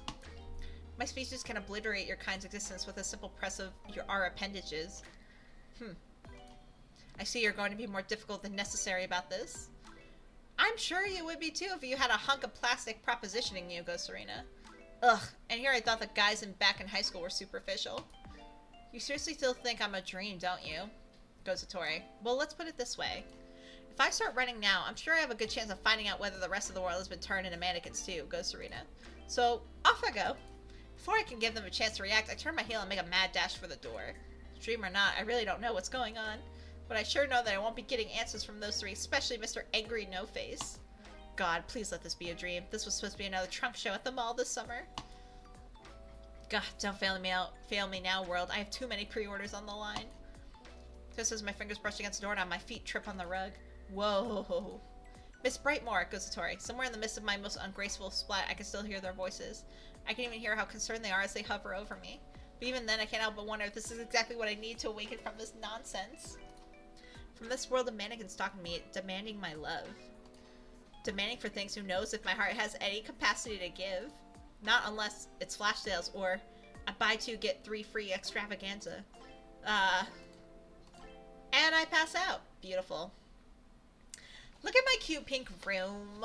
I love it so much. White fuel problems. I have so many pre-orders on my line. You're not wrong, Lana. No. Serena definitely is rich white girl problems. Like, I wish I had such a problem. I know, right? Like, damn.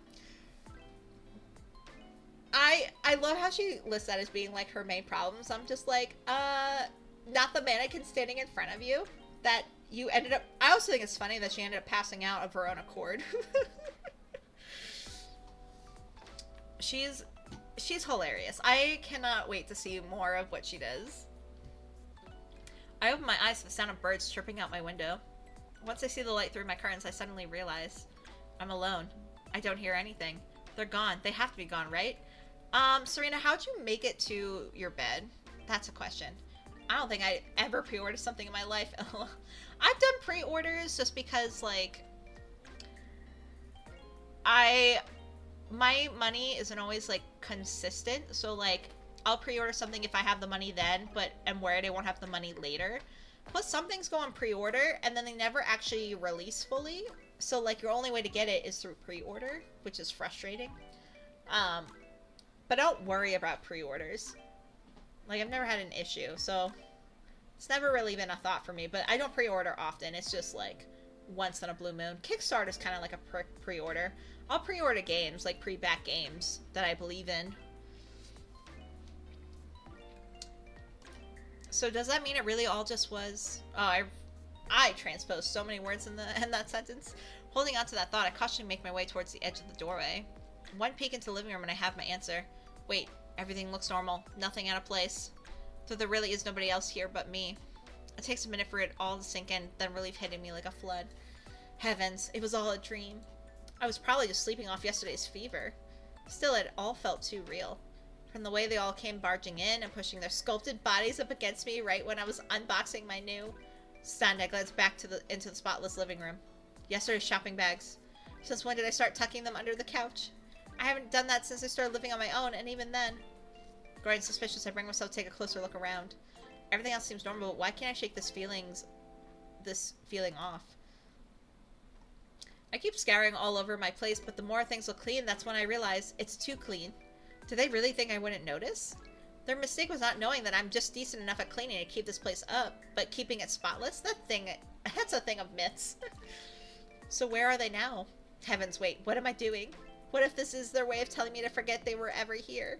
They could be miles away by now if there's somehow managed to raid a car dealership, I suppose. Can they even drive, though? Or even know what a car is for? I still don't even know how they got to my place out from the mall. The more I keep racking my brain with this, the more I can't deny their presence in this room. God, if this really was all a dream, then surely they have to be at the mall. That should settle it once and for all, right?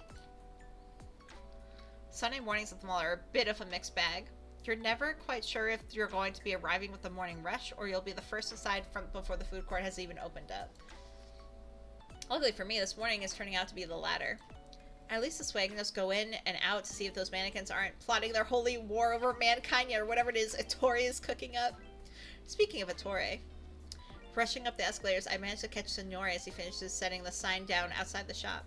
The moment he sees me, he greets me with a kind smile. Ah, lovely to see you again, and this early too. Is your dear friend enjoying the scarf? Alright, when was that party again? I don't think I paid attention. I don't even think they ever said.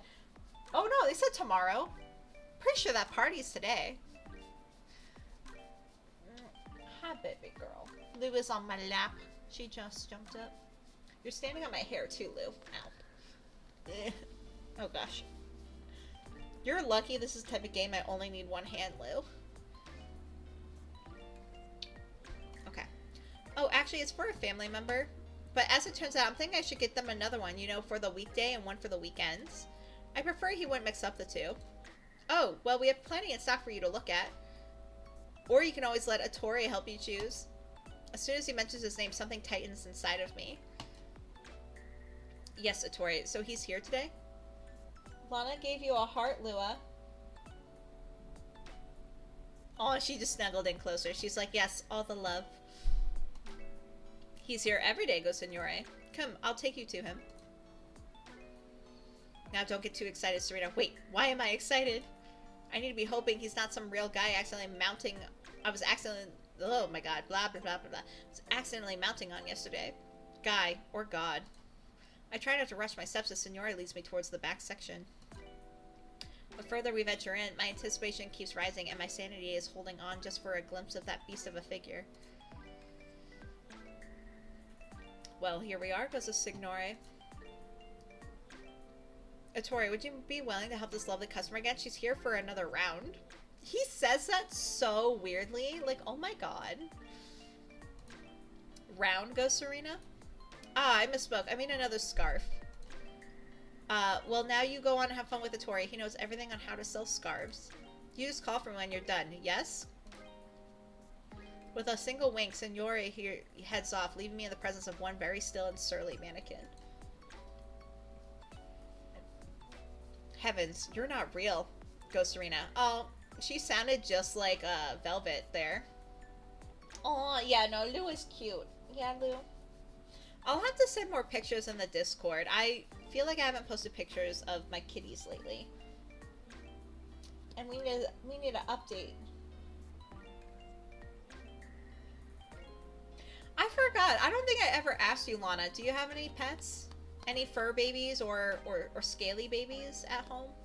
Or feather babies? Yeah, I have to share pictures of Kira too. Oh, I think you did mention Kira once. It's been a while. I get confusion. Yeah, definitely send pictures. I love to see people's pets. I mean, I really was dreaming all along, goes Serena. My family owns a classic Brazilian mutt. Oh, fun. Ow, Lou. She is bonkers. That's my cat Kai. He's a wild child for sure. Drawing in closer, I study him from head to toe. Ow! What, Lou? Yeah, no, definitely. I can't wait to look. Once the coast is clear, I plant my hand straight onto his chest. And if anyone else wants to look, feel free to check out my Discord. Or post their own pictures of pets. I'd love to see them. I wait for him to move, even the slightest twitch, yet nothing. Are you really just a mannequin? Goes Serena. Or are you just trying to keep me from breaking your cover, you cosmic god? Silly doesn't move, not even when I try to move my hands in circles on his chest. We're legit groping a mannequin right now in this game. Imagine someone watching us do this. If you really don't need me anymore, won't you at least give me a sign? Never did I think I'd hold some kind of desperation in my voice, and not for a man like this. Not for someone so pompous, calling me a jelly of all things. But I need answers, and I'll do whatever it takes. Make him remember yesterday, make him blush, make him angry. I don't want to make anyone angry. I also don't really want to make him blush, because we're trying to romance Velvet, and I just messed up our shopping trip. So hopefully I can fix shopping. We'll make him remember yesterday. In that case, I could just make him remember yesterday. With my hand still on his chest, I start tugging the scarf free from off his neck. To my surprise, he lets me loosen it without budging, and even lets it fall between us. Still no sign? Oh, come on now.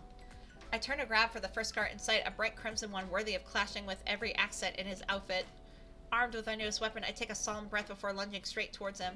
Ha! Wake up, Tori. In a single leap, I catch my legs right on his waist and get to playing rodeo on him. Oh, God. If he wants to pretend he doesn't remember me, surely he can't escape now. Oh. Sorry, I just got the notification for the photos.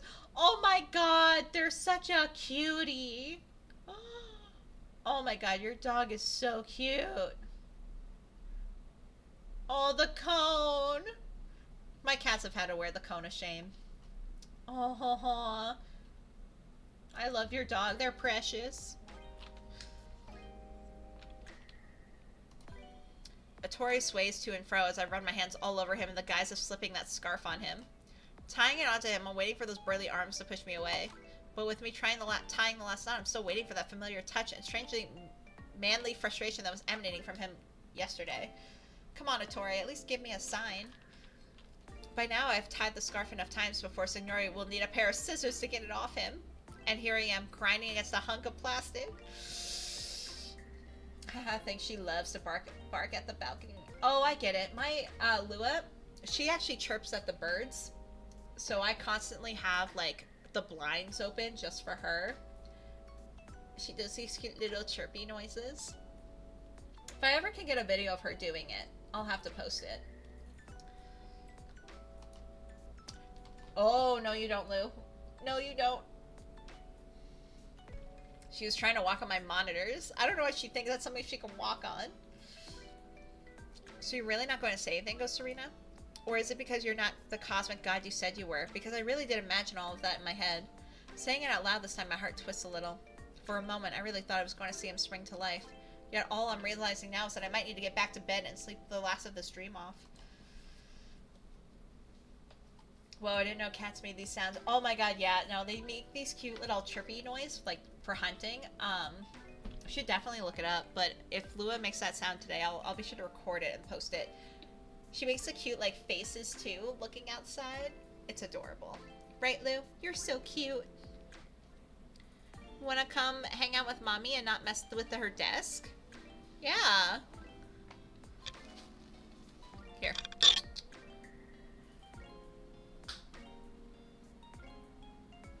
No. I threw a toy and she was like, I'm not interested, Mommy. I just want to sit on this desk and be a menace. I'm sure at some point I'll come by around for another scarf and then I'll have to say hello, Serena. So I'll be seeing you later, Ettore? I wait for him to say it back, but I don't even have a smile to go off from. I can only sigh at myself before starting to make my way out of the scarf section. Not so... Oh, Lua! She clicked through that! Is there a way to... What's the log? What did I miss? Okay, this is where I miss. Alright, not far ahead, however, I see another customer walking past Signore after greeting him. The man makes eye contact with me before shuffling towards the tie section instead, almost in a rush. There we go. Huh, I guess he was hoping he'd be the only one in the store, too. As much as I'm used to just letting other customers do their thing, something compels me to watch him a little as he glances over the ties. I even turned to Ettore, who's only standing a few feet away from him. I don't know why, but something's up with this guy. At once, I return to the scarf section as I pretend to shop once more. At every chance I get, I try to catch a glimpse of the man. So far, he's not really doing anything out of the ordinary. He's just looking over the ties, comparing their designs. And now he's looking over to Signore before trying to stuff one into his coat pocket. Wait a minute. I almost dropped the scarf as I pull out my phone, ready to press record. Ducking to my knees, I grab hold of Ettore's leg and steady myself against him. I'm sure Ettore has to have cameras around, but nothing beats catching a thief in 4K thanks to my not-so-pink Peach Pit X. The man is so caught up in his heist that he completely misses me as I start crawling past the displays towards Signore. Miss, has Ettore been a good help? He's been a lot of something, but would you mind looking at this tie and telling me what you think? Knowing there's not much time, I press play on my phone. What is this? I don't see the ties in this video. They're too far away. I'm sure if you keep watching, you'll see the ties any minute now, goes Serena. I still can't see them. Still too far. Remember to stay hydrated. They're... Oh. Thank you for the hydrate, Lana. Let me take my sippies. So I see a dietitian now every other weekend, but for a while I was seeing them weekly. And my latest homework, as you all are aware, was to drink more water. And so my dietitian was like, how's your week going? I was like, oh, good, met my goal. And then I told them about Sinister redeeming a hydrate in my Discord, and she found it so hilarious. She's just like, I love that your community supports you in your water intake. Because she doesn't stream, she doesn't play video games, she does not understand that world whatsoever, but she's super supportive of it. She's a really cool person. And so, like, when I told her about, like, all, like, my hydrate redeem and stuff, she just found it so funny. I love seeing her laugh with that. It was great. But anyway, just want to share that my dietitian loves you all too. If you ever want extra love from a stranger. He goes silent, but not before. What are your thoughts on those YouTube ad water bottles that have a smell, or even water talk? When I heard about it, I went bonkers. I've heard about the water bottles that have a smell. I've never tried one. What is water talk? Explain that to me, please, friend. But as for the water bottles that have a smell, I can see the point behind it helping. I would have to try it to know, but, like, I don't know if it's meant for neurodivergent people whatsoever. Ah, my young Padawan. Oh, God, I'm scared now. I'm scared, Lana. But I don't know. I feel like I'd have to try it, but I don't want to waste money trying it. You know what I mean? Type water talk on TikTok and prepare to feel disgusted. Oh.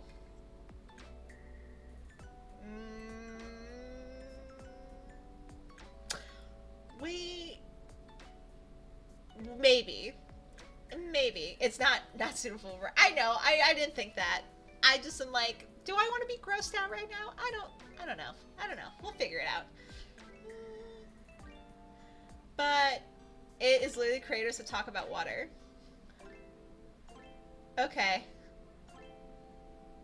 Okay. I'll look it up after stream. And I'll let you know. Or maybe... I don't know. I mean, I don't think we'll finish this game today on stream. We'll probably finish it next week. Maybe at the end of stream we can I can put it up on stream and we can watch it together. You can get my reaction. We'll see. Well, I'll think about it. He goes silent, but not before poking his head towards the tie section. Quietly, Signore hands my phone back with a curt smile. Or, you know what? We have an ad break coming up in 10 minutes. I'll just put some on. I'll watch during the ad break, and then I'll come back with my opinion. Because I feel like if I wait till after stream, I will forget. Haha, no worries, take your time. Being disgusted is awful. I'm literally, Lana, I'm going to go on Water Talk during the next ad break, and then I'm going to come back, and I'm going to be like, what the fuck did you show me? Disowned. No, I'm kidding. I could never disown you, Lana. I love you to bits. So, but yeah, no. Because I just realized if I wait till after stream, I'm going to forget all about Water Talk because ADHD, finger guns that you can't see. I'm like that too. My Canadian friends forced me to eat and I threw up just smelling that shit. Oh no. Eat, Katie. Oh gosh. Rip. Thank you, my dear. I can see why Tori was so eager to help you today. Now, if you'll excuse me, stepping aside, I watch him head over to the man who's still treating the tie section like some new buffet in town. Despite being ready to corner him, Signore maintains his composure as he greets the man from behind. Excuse me, Signore. Can I find you something? As soon as the customer turns around, he knows Signore is onto him. He could try to worm himself out of this one, but one of these cameras is about to make a fool out of him if he tries. With Signore keeping an eerily calm handle over the situation, I find myself back in the scarf section, pretending that I'm doing anything but listening in. I'm that person. I'll vacuum, like, the stairs or whatever. Like, I'll dust some non-existent dust. Like, let me hear the tea. Eventually, Signore will be dialing for security, and they'll take it from here. I'm honestly surprised by this customer's audacity, but then again, some people really do have the nerve. Just like clockwork, I see security guards starting to approach the store. The man knows he can't run yet he continues to fist into his pockets in a last-ditch effort to hide the ties. But in the midst of the scene, I see the relief in Signore's gaze, a similar relief to how I'm feeling right now. At least he has proof to get a case going. I'll gladly give him the video if he needs it, though. I should probably ask him where to send it. I get ready to leave, only to suddenly feel something stiff wrap around my waist. Do you know what you've just done, Gozatori? You know it, don't you? Goes Serena. My eyes wander over security, hoping we're out of sight. Even then, Tori's grip only tightens, bringing me closer to him for a lingering moment. His deep voice rumbles at my ears in ways that could convince me that he's truly all man. Oh god. Come back here tomorrow and as many days as it takes, Gozatori. Because now, for what you've done, my offer still stands. Okay. So let's try and do Velvet again, because I apparently was really bad in my shopping. So we gotta band together and try and get her percentage up so we can get to talk to her. Alright, so this is obviously the fake item, because that is not useful satin. Tori's so gross. He has this Latin lover trope too. Oh no, does he? I didn't even think about that. I also kind of agree that he gave sugar daddy vibes from when Serena said that. Okay, I feel like Velvet would like a sheet mask and a lettering bag. Cat eye sunglasses for the win. Wine, I feel like would be a Torre. First edition books, also a Torre. I don't know what Wayfarer glasses are. Leather briefcase, micro lock. I feel like the coffee beans would be midnight and the black diamond studs would be midnight. So we're gonna go with those three. What do we do? Yes! We got Velvet up to 23%! But I can see that. Yeah, you can see by his clothes, the classic white button-up shirt, unbuttoned to show the chest. Oh. I will say, though, Atori's better than Midnight, don't you think? Midnight is so grody. Midnight gives me the skeevies. Like, I would probably play his romance route just to see, but I do that too, though. I love it. You know what, Lana? Show off your asses. Why not? I love the confidence.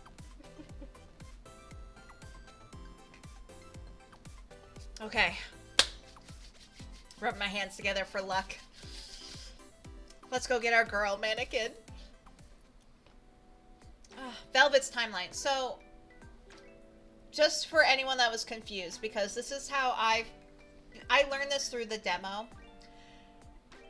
You have to reach 100%, as it said in the tutorial, to complete the romance, like to win the person's attention. However, they're not all in the same timeline. So, like, think of it as alternate universe. So, because we had the highest percentage in that shopping trip with Atori, we got his day 1 scene.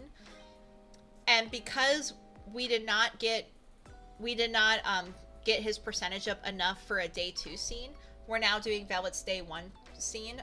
So think of it as alternate universe. So that's why it's going to be kind of going back in time a bit. Lua, please. So we did go back in time to the night that all 3 of the mannequins showed up into our house. And so we might go back and forth in timelines if we keep switching between Atori and Velvet on accident. Lua, can you move, please? Thank you. Come on. Girl. She's sitting on my mouse. Okay, there we go. I still can't believe my eyes. There's not just 1 or 2, but 3 of them in my home. Where do I even begin? You can start by puckering up and giving your dream guy what you've been waiting for, goes Midnight. Hold it, you, goes Velvet. Those lips aren't meant for you. Says who, goes Midnight. Don't tell me you're about to say you saw her first. I'm gonna click through this a little bit just so we can reread this. Because we literally read this like not long ago. Like what? 20 minutes ago? Oh, Louie. Okay. Gonna click through. Can I skip? Actually, I'm really scared. I don't think I've skipped yet, so I don't know where it'll skip to. So let's just wait. I'll just click really fast. Just to get through this since we read most of this already. But it is gonna change a little bit to tailor towards Velvet.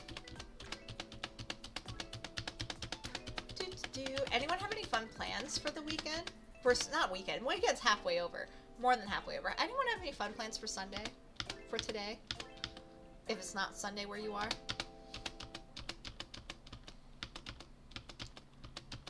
Ow, Lou. Ow. Girl.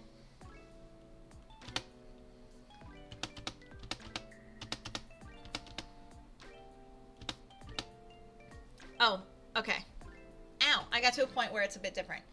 So you came here to make sure I styled my new outfit correctly, goes Serena? No, goes Velvet, but it's a start, right? I honestly don't know where to start to know everything about you. But I'm happy to begin wherever you'd like me to. Somehow I can sense her enthusiasm emanating from that plastic expression of hers. She's practically bouncing on the inside, isn't she? In a way, it's kind of endearing. But, hold up, what am I saying? I'm still in a dream mode, remember? I try to shake myself out of the dream, but there they are, still waiting for me. Okay, seriously, what did I eat? Sari, what's your routine? What the heck is a routine? My what, goes Serena? Your routine. Everyone talks about theirs while they're out shopping. I just don't know where people keep getting them in their dollhouses. Curious to look over to the other 2 as Velvet moves around my living room. So what's her deal, goes Serena? Your guess is as good as ours, heh, goes Midnight. I just know that she's from that one girly pop shop. You mean that pink hellish landscape on the 2nd floor, goes Atori? Rude. Hey, I shop there, goes Serena. And I work there, goes Velvet. Technically I'm not an actual employee, but you think about it, I really am. I let Lennox put dresses on me every other sale, and most of the time she likes me so much that she'll put me out in the display window with all the colorful clouds and bubbles. It'd be like if Leonardo himself had tasted lemonade cotton candy. Ooh, that sounds good. Ah, that reminds me, Suri, have you tried cotton candy yet? Before I can answer, Velvet can't help but let out a giggle. There's just so many incredible things to do in this world. And working at Anne Paradiso has been extraordinary. Working? Goes Midnight. If you were a real employee of theirs, they'd be paying you. Maybe so, but just wait till I become human, goes Velvet. When is that going to be, goes Serena? Right after you kiss me. Nice try, Panty Raider. Hold on, let me get my lip gloss. Who made you? Well, we're trying to romance Velvet, so let's get that lip gloss. Hold on, let me get my lip gloss. Wait, what? Goes Midnight? You're really gonna kiss her first? Didn't I say there was a line? Why are you so surprised, goes Velvet? She's come by my display almost every time. I still remember the first time I saw her. Aww.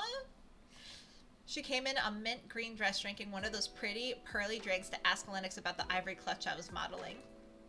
You're talking about the one with the mint clasp? Ah, so you remember it, goes Velvet?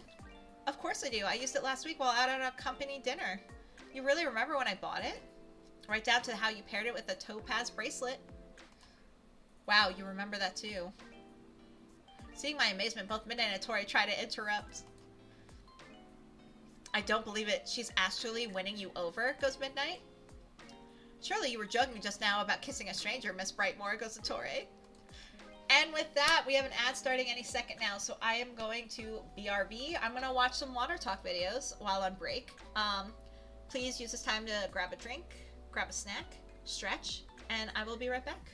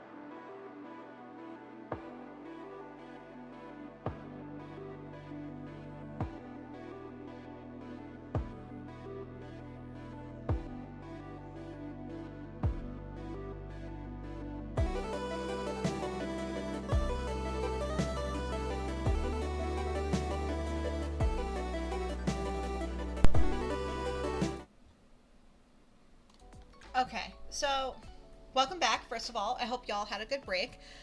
Second of all, I don't understand water talk.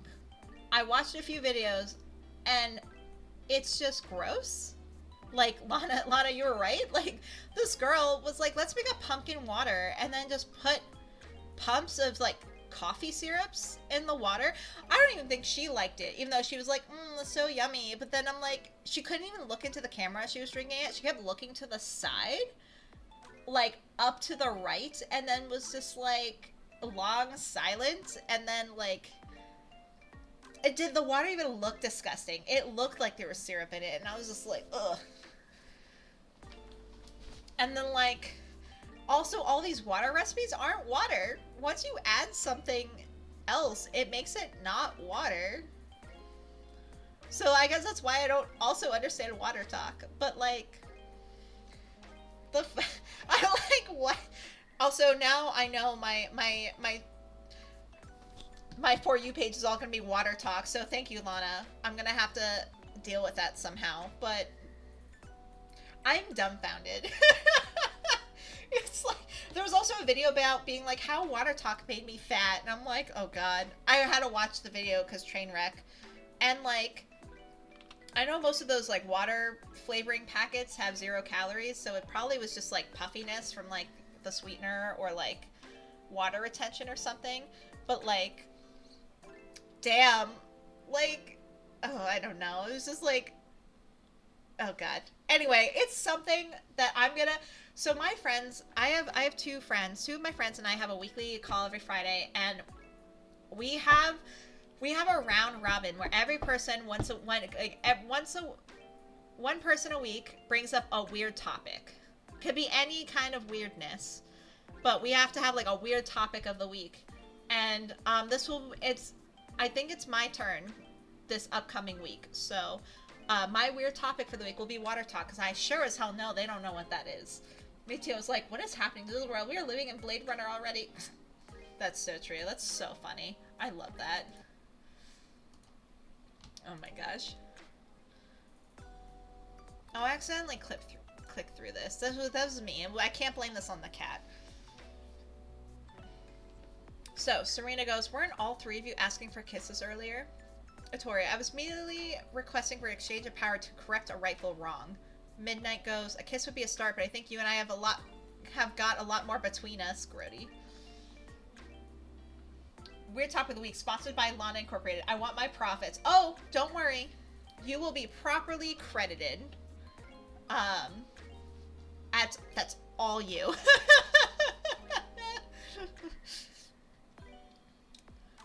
But yeah, our weird topics get, like, weird. Like, one topic was, how do Transformers, like, have children and, like, reproduce? And it was a whole rabbit hole of lore we ended up discussing and researching. Yeah. I would not look that up unless you're ready for some weird shit.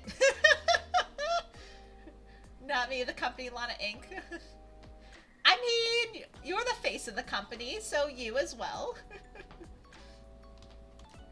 Well, I can't remember what you've won every time you come by to see me, or worn every time. Oh my gosh, sorry guys, Midnight. What I can tell you is that with me, who cares what you're wearing? You might as well wear nothing at all. Ugh, see, this is why I don't like Midnight. Grody. He's so grody. How can Transformers shoot bullets? Do they eat metal? How do Transformers make the plastic and leather? Those are all great questions that I won't ruin for you. That is something you should totally research and get back to me. I think that is a journey you must walk alone, Lana, but I am here for when you reach the end of that journey.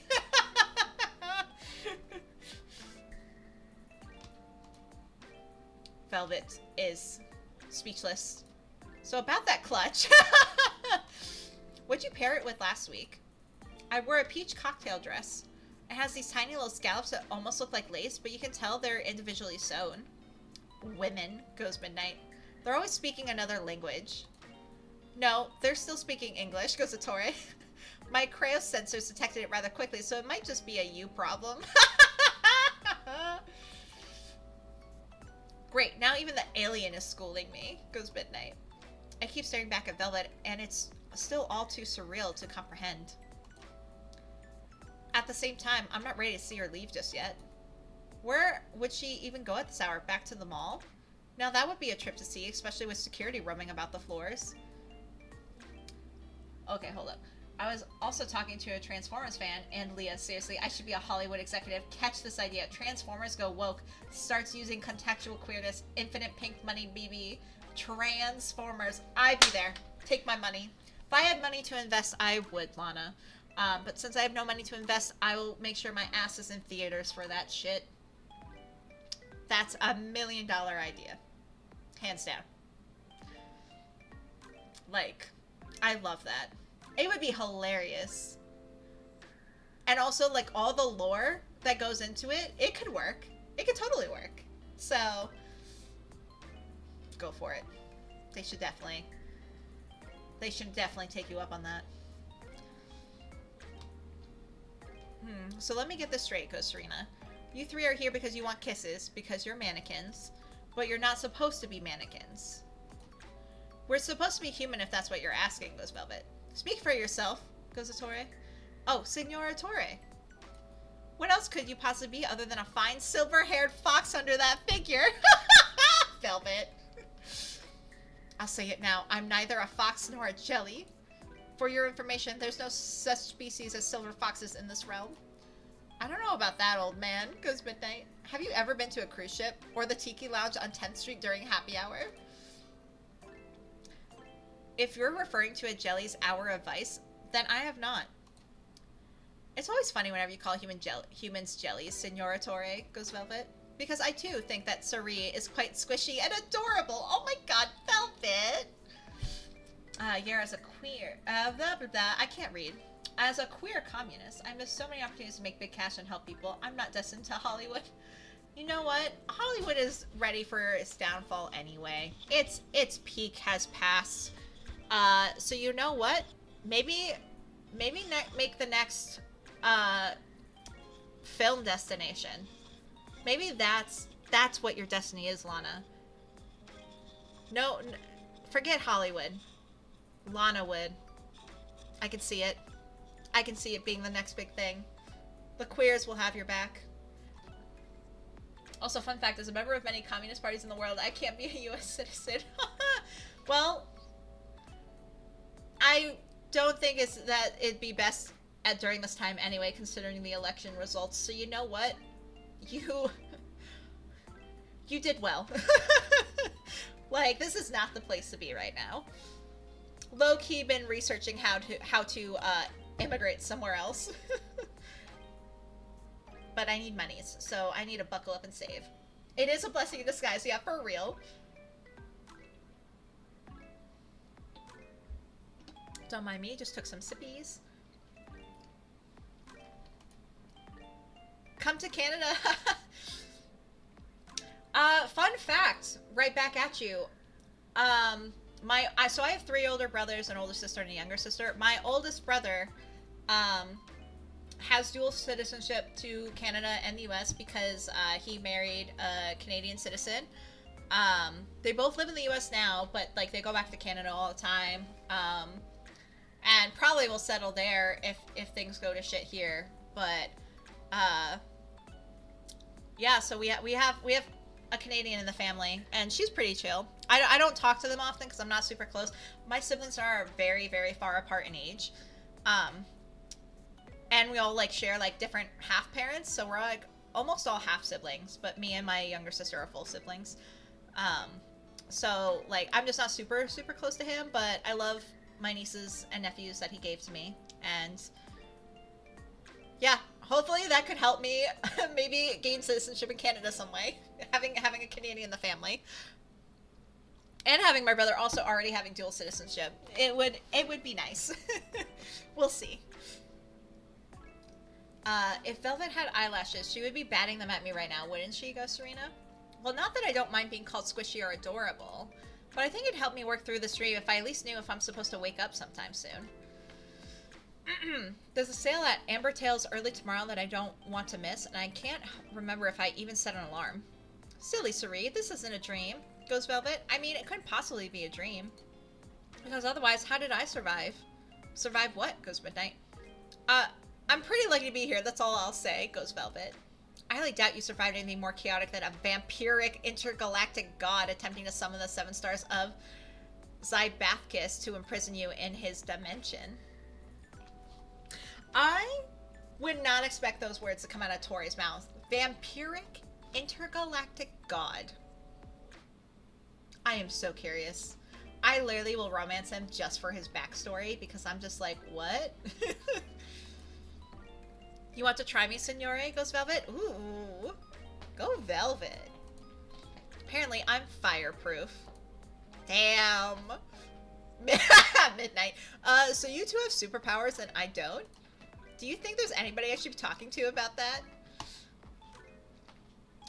I'm not sure, but I believe I was in the process of getting a kiss, goes Velvet. A kiss from someone so dazzling, who actually knows color theory. A kiss that will surely be my second or third breath of life for me. Wait, is that your bedroom? His suit is also amazing. I feel that, for real. I agree. Velvet pulls back and tries to sneak a peek through the open door. Then before I can say anything to stop her... Ah! I see her closet. At once, Velvet bolts straight into my room. And there she goes, stealing my idea. Goes Midnight. You also wanted a tour of Miss Brightmore's closet, goes Satori. Out of everyone, I can tell you're really not from this world, goes Midnight. As the two of them bicker, I head off to catch up to Velvet. As I enter my room, I see Velvet already on her tiptoes, getting ready to dive into my closet head first. Heavens, she's going to land straight on my box of empty phone boxes. Wait, Velvet. I'm still not done asking questions. Can't they wait, Cerie? I see you've got cashmere in here. Ooh, authentic cashmere. Well, of course it's authentic. That's not the point, goes Serena. You keep saying this is a dream, but there's no way you're here for me. Velvet stops rummaging for a moment. Cerie, silly Cerie, when are you going to see it for yourself, goes Velvet. If there's someone I'd want to learn about this world from, wouldn't it be you? But then, what's all this about a kiss? Goes Serena. Well, to tell you the truth, I haven't the slightest clue if a kiss would really do anything about this body of mine. Maybe it sounds silly, but each time you act so surprised about yourself, you remind me of myself.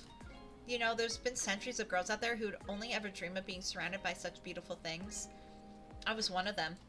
Oh, here's a riddle, Cerie. What's something you do in this very bed that doesn't require sleep? I usually do that at someone else's place. My bed only knows of sleeping. I thought you just needed a kiss. I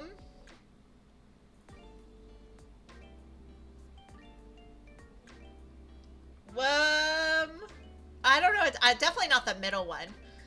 First or section option. Does anyone have a preference on which option to choose? Out of the first and last option. We're not doing the my bed only knows of sleeping. I don't know. Okay, I need to take some sippies while I think.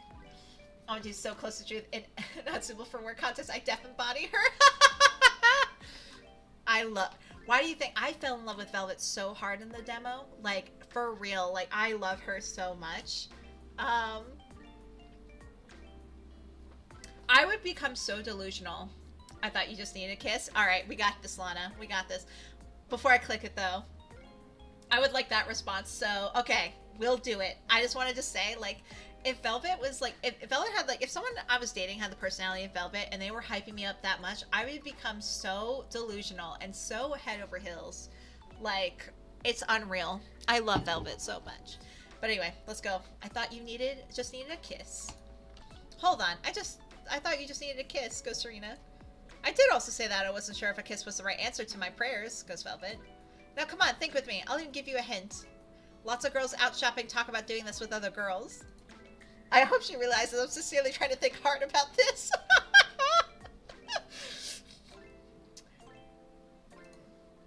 I'm sure my expressions aren't helping. Think pink, soft, silky. This is so bad. This is so incredibly bad because, like, I would never guess what Velvet is thinking. Because I'd be like, pink, soft, silky, like, are you thinking, like, ribbons to tie up in? I'm like, what? My mind is too dirty for this. Please let it be a jellyfish, goes Serena. Oh, do jellyfish come in pairs? Mine going blank. Mine going blank. I like the mystery, the cuteness, right? She's adorable. Socks then, goes Serena. I think you know the answer already, don't you, goes Velvet. I see your game, Suri. I see it. Just let me have one with you then. Before we have a kiss? Oh god, I sound so scared. What if we just save the kiss for after the super fun girls sleepover party? Sleepover party, goes Serena. Reality sets in for me harder than a brick, but by then I can't stop the embarrassment from creeping in. Suri, you're so rosy. What is it about sleepovers, Is that what you really want, a sleepover? I thought you'd never ask, Suri. Shall we get to the sleepover part already? Wait a second. What about the other two? She follows my gaze over the two guys peeking from the doorway. By the way, they just stand there watching this whole fucking conversation.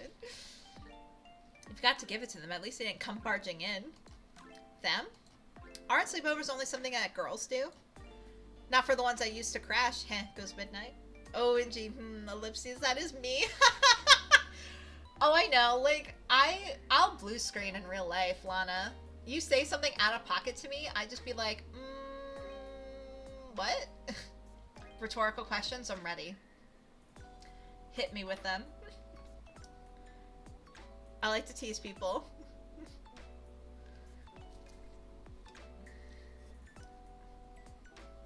Fair enough. Teasing people can be great. In a not suitable for work context, of course. Fucking course. You sound like my friend Cece. Cece and I get super flirty teasing-wise. It's become like a joke amongst our mutuals. I've never done this ritual before, but from what I gather, it's more than a girl's activity, goes Ettore. Of course it's not. I was the king of crashing them, goes Midnight. Actually, I still am if you count tonight. But this is my sleepover, goes Velvet. I can imagine her stamping her foot. You'll have to have your own. What if I also made mine tonight? Velvet whips her head at him strangely calm. Then go ahead and have yours. But mine will be with Suri in this very room, in this very bed. Okay? Okay? See ya. Surprise, Minute pulls back to look at Ettore for help, yet the other mannequin is already cringing at him too. Jellies. Aliens. Boys, now. Out. Out! I want to have our sleepover in peace, just so sleep in the parlor... Oh, jeez, words. I want to have our sleepover in peace, so just sleep in the parlor room. You're talking about the living room? Out! As Midnight gets one more retort ready, Velvet slams the door in front of them. There. And I thought the ones working for Herr Gorman were exhausting to deal with. Sighing under her breath, Velvet fixes herself up before turning to me with a laugh. Ah, I hope you haven't been waiting too long. Actually, the extra minute gave me some time to try to wake up from my dream. There you go again, saying you want to wake up. How can you do that when you haven't slept with me? Velvet. Velvet. Velvet. My pretty princess. My darling queen. Velvet primly takes a side on the bed, admiring my 500 count hem-stitched bed sheets. So this is a sleepover. It's kind of a nice feeling, isn't it? To not be alone. With a wistful sigh, she props herself against my pillows and macaron plushes. You really know how to live, Suri. I know, right, Lana? Now can you see why I wanted to romance her right away? Why I chose her? Because, like, every detail of this room, all of your clothes and the colors you picked. Do you know that any artist in my time would have dreamed of capturing all this on a canvas? I would have done it myself, but oil isn't my strongest forte. Then what is, goes Serena? It's sculpting the faces of people who don't have any.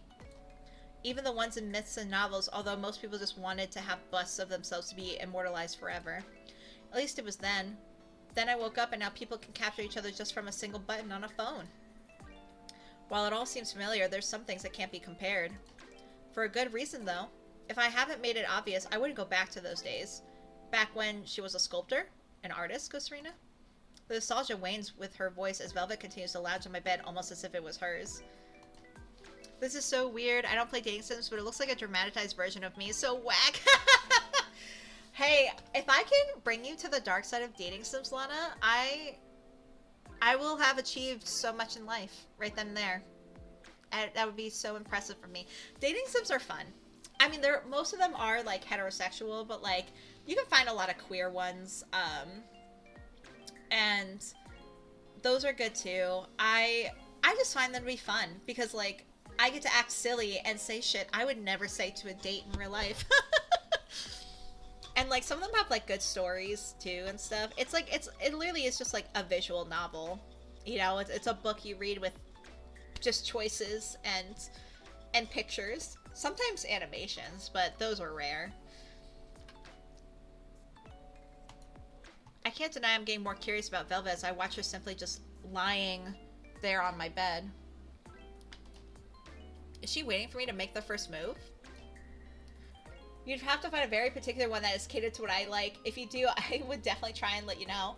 Alright, well, what type of dating sim would you be open to? Like, do you want fantasy? Do you want, also, recommend this game right here. I'm having fun. Do you like slice of life? There's so many genres of dating sims. I've played so many, and have so many on my wish list. It's unreal. But I can definitely try to recommend one for you. Is this where my dream is going to get even wilder? There's paranormal ones. Anyway, sorry. ADHD. Alright, finally, Velvet stirs and turns to me, her hands smoothing against the sheets once more. Are you feeling sleepy yet? About that kiss. Yes, goes Velvet. How do you know it'll turn you into a human? Like I've told you before, I don't. Believe me, if it really works, it would hardly be the most unusual thing to happen to me in this life. Or any life, really. I call it a kiss, but I know there has to be more than that for it to work. But surely you seem to know what it takes to find love. I do. I can't help but look around my room, wondering which thing would have given her that idea.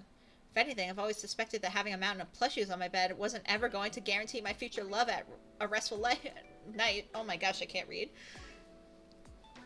You can tell I've been at this for 2.5 hours. Not to mention, they never have room for a closet. I think you're seeing things that I'm not seeing. Unless you're talking about falling in love with a good fragrance, or a smoothie blender, or an actual working phone. I meant people, Suri, humans, what Signor Ettore calls jellies. You must have a lot of lovers. They all usually do. Who's they? The other aristocratic girls. They were always asking their fathers and husbands to commission us to capture their beauties. I still remember the way their eyes would always light up whenever they come by to let me study them first. Then he would try to send me away so he could finish the study. He? Who's he? Falling silent, Velvet reaches for my hands and coaxes me, oh my god, towards her instead. Her hands reach for my face and she lingers upon me with an intense stare. Really lovely. Skin texture flawless, eyes full of life, lips. Velvet takes a soft breath, almost as if she yearns to moisten her lips. Is this how she's going to get me to kiss her? Cause that would work on me. But anyway, let me see. I'll just list what I like. Queer, cute, but not too cutesy. Zero objectification. Deep characterization. Not funny ones, but mildly more serious. Not depressing either. Something that feels like an evolving narrative rather than meeting concrete objectives. Lucky for you, Lana, that is literally most Otome games. I'm going to say that right now. Well, not the queer part, unfortunately. But I do know of some queer Otome games, so let me look through my repertoire later, and I will make some recommendations. But I got you. That is an easy list to cater to. Also, thank you for the hydrate, Sinister. You're such a sweetheart. Let me take my sippies. Okay, perfect. Sari, can I ask you for a single thing tonight? Goes Velvet. Of course, Lana. I love recommending games and such. So I'm also open to recommendations too. So if you ever think there's a game I would like, let me know or pop it in my Discord. I'm a variety streamer for a reason, so I have variety. Can we just fall asleep here, Goes Velvet? No kisses needed tonight, just your company. Ugh, my heart, Velvet, please. But tomorrow is another day. Sleep, sleep. It's a sleepover after all, right? Go Serena. My eyelids are getting heavy as Velvet starts running her fingers through my hair. I can no longer fight back the sleep, not even knowing what it'll mean to have a dream within a dream. Because this is still a dream, right? A dream of being pampered by a mannequin who thinks the world of me. I can barely keep my eyes open as I nestle into the pillows. Good night, Velvet. Good night, Sari. I hear Velvet giggle as she briefly turns to the door. Good nighty, boys. A few seconds later, I hear two mumbles coming from the living room. I'm not a gamer. Actually, my recommendations are usually books, poems, movies. I think I'll have to do the gaming info part. No worries, no worries. Hey, I'm still open to books. Probably not poems. I mean, poetry is good. I don't read poetry that much, though. I don't really seek it out. Unless, like, you really think it's a masterpiece, then go ahead and share. Movies, also open to recs. I actually just watched last night. I rewatched some movies I haven't seen forever. I had a theme going on last night. I watched Epic, that animated movie, and then I watched Strange Magic, that animated fairy movie musical thing. I forgot. Like, I like Strange Magic, but sometimes the singing gets a bit too much. But I forgot how much I love Epic.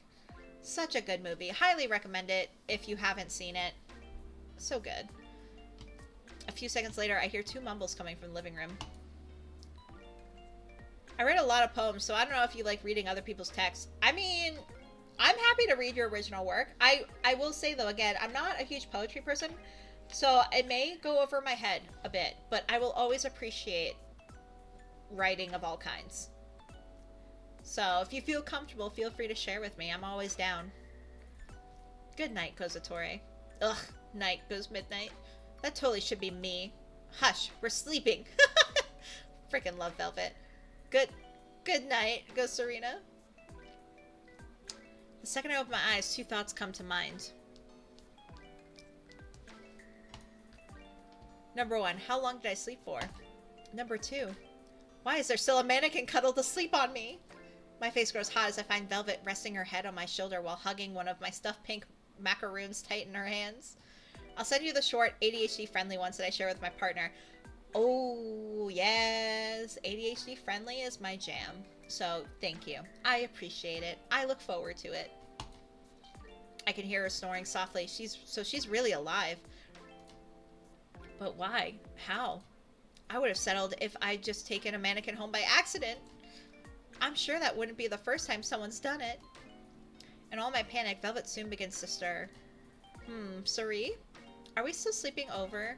Oh, you're awake. Settling back up, Velvet tidies her hair while admiring me from head to toe. I didn't think we'd sleep that much in one night, but I guess it's really true about what they say about not sleeping alone. I really hope... Oh, geez. I hope you're feeling as fresh as a daisy as I am. Well, I am feeling something, goes Serena. I just wish I knew exactly what it was. Oh? Goes Velvet. You know there's one good way to find out, right? I'm pretty sure that hasn't changed at all across the centuries. And you know, tomorrow is today. Moving in once more, Velvet's hands are already intertwining mine. Before I know it, she's searching for my lips with hers, bringing our distance to a close. Tomorrow is today. And today's... Shipment day! Lost in shock, Velvet nearly sends me hurling back onto the bed as she starts racing for the door. I then hear her in the other room stomping straight past the other two mannequins perched in my living room. Psst, you two. It's shipment day. What? Goes Midnight. Maybe for your sort is, but the Wonder Daisies just put theirs out. Doesn't matter, goes Velvet. If I'm not there, then it's going to be a disaster. I don't even want to think about her giving Velvet 4765 the corduroy suit dress I've been eyeing. So we're all going now, so get up. Get up! Get up! Alright, goes Midnight. God, woman. Sometimes I wonder who must have angered you in another life. Oh, that's not a story for today, goes Velvet. So come on, let's go. Let's go, let's go. Ugh, you'll need to give me a minute, goes Ettore. Hi, Lost Pockies? Is that how you pronounce your name? Please let me know if you have a preferred name. Hi from Nutty Studios, Natalie here. Oh, sorry, I just read the username and didn't even read your thing. Hi, Natalie. How are you? Oh my god, I feel so honored that you're in my stream. I'm loving this game. I played the demo, and I'm loving this. I accidentally got Ettores day one scene the first time, so I managed to do better shopping. I don't have the guide because I didn't back the Kickstarter, which I regret. But I managed to come back around to get Velvet because I love Velvet so much. I am like in love with her. So I'm hoping to keep up with the good shopping habits and keep her. Some of us didn't sleep on a trusted surface, goes Ettore. You can take the extra minute while we're on the way. So let's go, goes Velvet. It's shipment day, shipment day, shipment day. She's such a girl's girl. She really is. Oh no, of course. I love your work. I backed Stellafire. I did the early access, and I love that game too. I've been playing it off stream, but I'll probably stream it at some point too after Plastic Trick. I just thought this was really fun for my viewers because it's my thing to find weird, unusual Otome games, dating sims. So I thought this was perfect for stream. Oh my god, thank you so much for popping in and saying hello. I feel I'm loving the game. Great game. You guys did great work. And I look forward to more games from you guys. I'll probably be a supporter for a very long time. Suddenly I hear the front door slam. I've only seen a few dating sims live streams. I'm having a blast with this game. Oh good. Oh glad Lana, sorry. I'm so glad you're enjoying it too. Hey, these games are not pricey. So if you hold on, I have it linked in my command. Hold up. There we go. If you want the game yourself, there's the Steam store link. You should totally go buy it. I highly recommend this game. Not that I finished it, but come on. It's so fun. I love Serena. She's such a fun main character. Nursing my head, Velvet's words keep swirling in my mind. Shipment day, shipment day. Wait, did she say shipment day? That means they're finally putting out the corduroy suit dress with the little chains in the pockets. Nobody has to tell me twice to slip my dress on as I begin searching for some accessories to toss at it. While rummaging through my room, I spot the pink macaron pillow on my bed. Velvet must have been holding on to it all night. Out of the bunch, how'd she manage to pick my favorite one? I grab from my purse and make my way to the door. As soon as I open this door, Velvet will be there. And then by nighttime, will she come back here for another sleepover? I hope she does. Will she still want my kiss? Alright guys. Day 3. Let's see if we can keep up the good work of shopping for Velvet. Alright, what are our options? Platinum link necklace. That's so expensive. Aceto Balasmic. I'm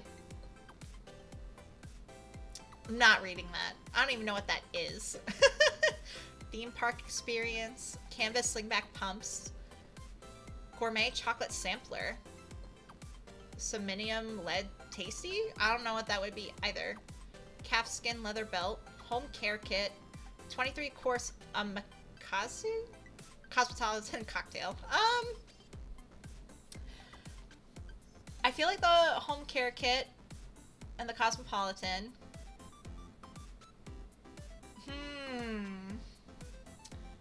Maybe the pumps?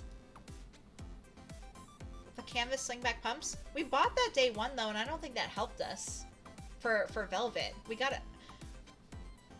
Definitely not the leather belt. The theme park could be anyone. I feel like that would be a midnight thing, but it could be a Velvet thing. She would love a theme park. She talked about cotton candy. So a theme park could be it. Also, how is the theme park experience only $149? I just want to say that right now. Okay.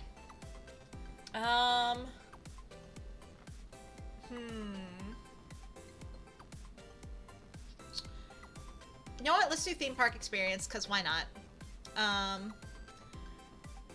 And let's try the pumps. Alright, crossing our fingers before I hit purchase. Yes! The necklace. I'm a little too late, but if it comes up again, I'll definitely do the necklace, Lana. But we did it, guys. We got more velvet. Heck yeah. Oh my god, I'm so excited. So, like, all the scenes we've seen so far were in the demo.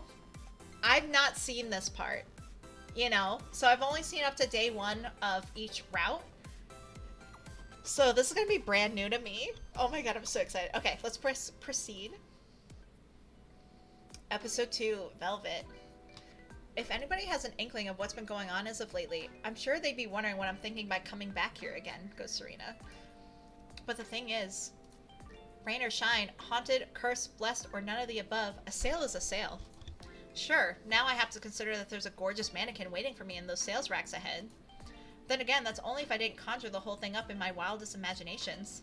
Sometimes, I wonder whether I should be using my imagination to think of bigger things. Like wishing for the world's largest trunk sale, or an all-expenses-paid tour of every European bakery available. But here I am, thinking that magical powers even exist. Staying chipper, I'm already following the razzle-dazzle of signs leading towards Ann Paradiso.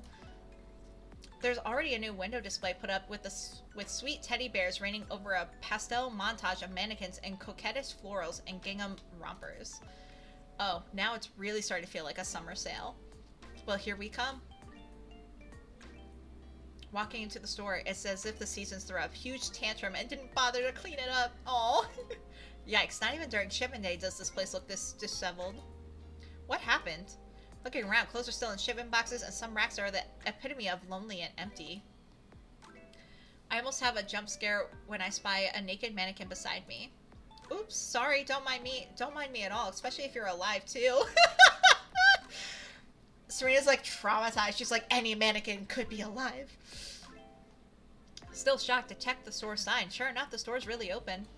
Huh? It's already been 10 minutes into opening. Am I dreaming again? Finally, I noticed some signs of life coming from the back room door. Out comes Lennox carrying another box, already looking more than ready to call it a day. Sari, what are you doing? Good God, tell me that door isn't really open. It's already 10 minutes past opening. What's going on? With a haggard sigh, Lennox sets the box down on the counter behind the registers. You know how we usually have the clothing shift team change all of the signage for the next sale? Well, last night's team was accidentally looking at the wrong month on the calendar. So lo and behold, the morning crew and I arrived, but nothing's been changed at all. What's even worse, the regional manager has been hinting they'll be popping in soon. So there's a good chance that even if we don't have this place looking like a pastel paradise in an hour, life will definitely be no picnic for the rest of us. Yikes, I really hope it doesn't come to that. Picnics should be wonderful things. And here I thought the sale was all set to go once I saw the window display had already been changed. Already just changed that, actually. Well, luckily the mall started off slow this morning, and this also isn't exactly the sale of the season.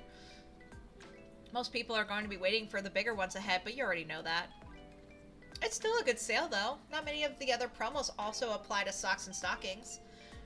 Heh, I say only you would know the difference, but there's also a few other shrewd shoppers around. Granted, not many of them would want to stick inside the store in this level of disarray. Well, I happen to trust it'll look marvelous once it's all set up together. Honestly, I wish there was something more I could do. As Lennox is about to answer, Arya pokes her head out from the back room. Lennox, am I supposed to change the first rack or the second one with the overalls? The planogram doesn't say. Ugh, it really doesn't?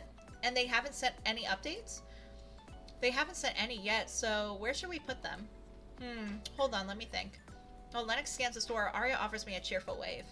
Happy to see you here again, Serena. Sorry for the mess, though. No apologies necessary. I know it's a work in progress. I still wish I could do something about it, or had at least learned how to build a cloning machine for Lennox right about now. Unsure of which display to choose, Lennox finally gives in to a groan. We really should double check if we didn't miss an update. Lennox barely has time to excuse themselves before heading back to their team. Meanwhile, I'm still in awe over the fashion crime scene I've crossed into. This has to be the messiest I've seen this place. See, at this point, I'd be so anxious. I would want to help out myself, even if I was an employee. I'd be like, do you guys need help? I know that, like, especially like Serena having shot there so often, like she would practically know where everything goes. So I'd just be like, can I make things easier for you? Especially under Lennox's keen eye and Paradiso's has always been precisely been paradise. And right now it's looking more like the longer I remain here, the more I'm starting to feel guilty about being in their way. It's not like I can't come back in an hour, right?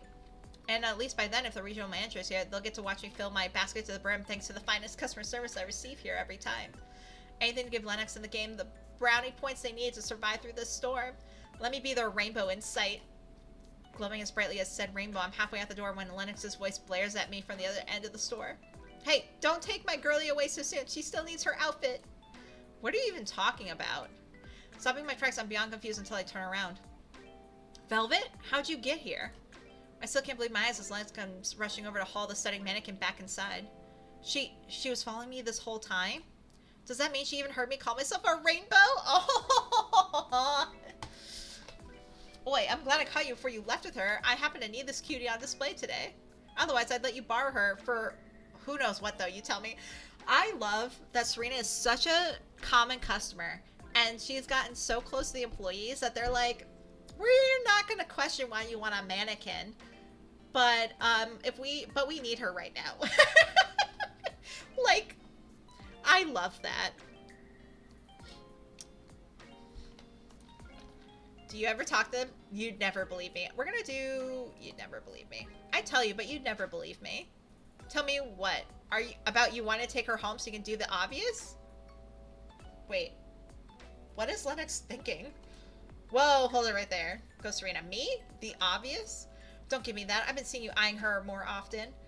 You've been imagining her by your bed, haven't you? Or were you going to prop her up in the closet? In my closet? Go Serena. Why would... Oh. Of course I just set her up somewhere around my room. Or maybe in my living room, if we're being honest. I thought so. I wouldn't be surprised if you've been slowly setting up a spot for her all this time. Sad news for you, though, but my girlie's still store property. My store's property. Heh. But you know what? Suddenly I'm feeling a little generous today. How generous are we talking about, goes Serena? Let's just say I might have a win-win situation for you, me, and my girlie. Considering I've got my hands full with restocking and making sure everyone's following the planograms, why don't you be the one to dress up this darling yourself? I keep staring at Lennox, waiting for her to drop the punchline. But to my surprise, she's actually quite serious. You mean you really want me to put an outfit on her? I'm guessing the store's already given you a specific one for her. They will for most of them, but sometimes they'll let us style a few with whatever each store has in stock. So why not throw Velvet into one of your classic Serena ensembles? I'm sure it'd look better than whatever the schematics would have her in. As much as I'm keeping up with Lennox, I'm still wary of Velvet propped up between the two of us. I could not. A regular mannequin, sure. But like, we're trying to romance Velvet and you're telling me that we have to strip her and then dress her? I know she's like a mannequin, but still. I would be like, that is too much power. And I don't want to do that out in the open. It's just weird. Now that I can't blame this on my imagination, I know she has to be listening to this conversation right now. She's probably gritting about it even. If I didn't have Lennox giving me the sparkly eyes, I'd be raising my eyebrows at this vanilla blonde schemer. So Cerie, silly Cerie, do you want to take a second to pick out what you'll put her in? I know I'm basically giving you the keys to the kingdom here, but you'd really be doing me a huge favor while you're at it. Well, I guess I did want to help, but seriously, aren't I going to be in the way? I thought you'd prefer me away from the displays until they were ready to be ogled at. If you were anything but silly Cerie, I'd tell you to come back in half an hour. But like I said, you've practically handled all this merchandise as much as we have. Of all times, this is your moment to go play dress up. And you're really sure that I can put her in anything I want, goes Serena. Anything you'd wear yourself for a summer outing where you wouldn't want to be caught without wearing your best, goes Lennox.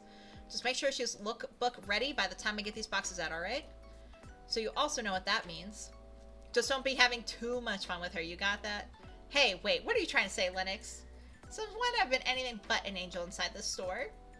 An angel you've been for sure, but something keeps nagging at me that one of these days you're gonna surprise me. Either way, today still could use silly Cerie to come to our rescue. So feel free to do your magic on her. I want to see her turning some heads in this store. Oh, believe me, she's already been doing that. With Lennox off to change the displays, I've practically been left like a kid at a candy store. Little by little, I'm starting to see the real opportunity at hand. Honestly, who wouldn't I put her in from the store? These short overalls have been catching my eyes for weeks now, but I've also never shy away from a maxi dress moment. Then again, Velvet does have quite the legs to show. Without thinking, I notice her from the corner of my eye, still waiting for me. My gaze travels to her legs before I suddenly realize, heavens, I'm checking her out, aren't I? Heck yeah, we are! It's not like I've ever done it before, except, gah. I quickly brush away the thought in favor of plucking a floral applique ensemble off the racks. This is really testing like my knowledge of how to pronounce words, my pronunciation. Oh, now this I've had my eye on for a while. With puff chiffon sleeves and a flutter skirt. Ah, this has to be the winner. We should be pairing this with a headband stat. As my true form has been activated, I'm bouncing from each display in search of headbands, shoes, and bracelets to suit my perfect choice for Velvet. Within minutes, I've got a basket's worth to start trying on her as I return to her like a victorious warrior who's finally made it home. Okay, hold up. I was reflecting about the mannequin idea. At first it sounds bizarre, but on second thought, it is an amazing idea for a dating sim. Since they don't have faces, the player can project whoever they want, even themselves, onto the characters in a more accessible way. The aesthetic facilitates the emotional connection. That is so deep, Lana. I love that. I did not even think about that. I just thought, mannequins. Someone's gonna be horrified that this game exists. I have to play it. It's not out yet, Lana, but I plan on streaming it once it does come out. It's a game called Date Everything, and it will, I think it comes out Valentine's Day this upcoming year. I could be wrong.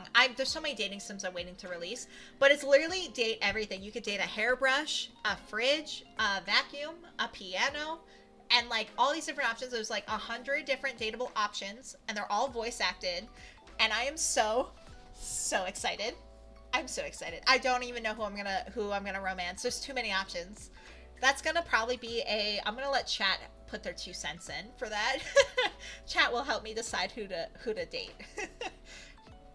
But I'm super excited for it. I like the unique ones because they're just so silly. I simply cannot wait for you to try these on, Velvet. Look, I think I finally figured out what to pair this macaron necklace with. She still doesn't say anything, yet staring at her like this, something dawns on me. Wait, am I going to have to dress you out here? OMG, you need to let me know when you play this game. This is the most phenomenological game I've heard of. I got you, Lana. Like, literally, the next stream after the release date, I'll play it. Heck, if I'm not doing anything that night, I might even play it release day, depending on what day it releases. I'll have to look it up. Actually, let me look now before I forget. Hold on. Let me go to my wish list. There's so many dating sims on my wish list right now. Oh, yep, I was right. February 14th, 2025. And when is the 14th this year? Or this upcoming year? Calendar. Also, fun fact, February 14th is my younger sister's birthday. It's a Friday. You know what? Maybe I'll do an extra stream or like not do a Thursday stream and I'll stream it on, you know what? I'll do a Valentine's Day stream. Well, actually, maybe not. It depends if it goes well with this person I'm been chatting with. So, but, I will make sure. I mean, we could just play it that Sunday too, the 16th. So Valentine's Day, it comes out. We'll see. But I'm super excited. I have been waiting for this game. You'll have to, Lana, do you have Twitter? They're on. Not that Twitter's great, but they're the gaming studios, the IRL over Twitch. Yes, I love your priders. Well, I would definitely like prioritize like a partner or someone over Twitch. But and I'm way fucking ahead. So we're not even near anything like that. But like but yeah, no, if you have a Twitter, you should definitely just look up like search Date Everything. They have an account. You could see some of the clips and stuff. It's great.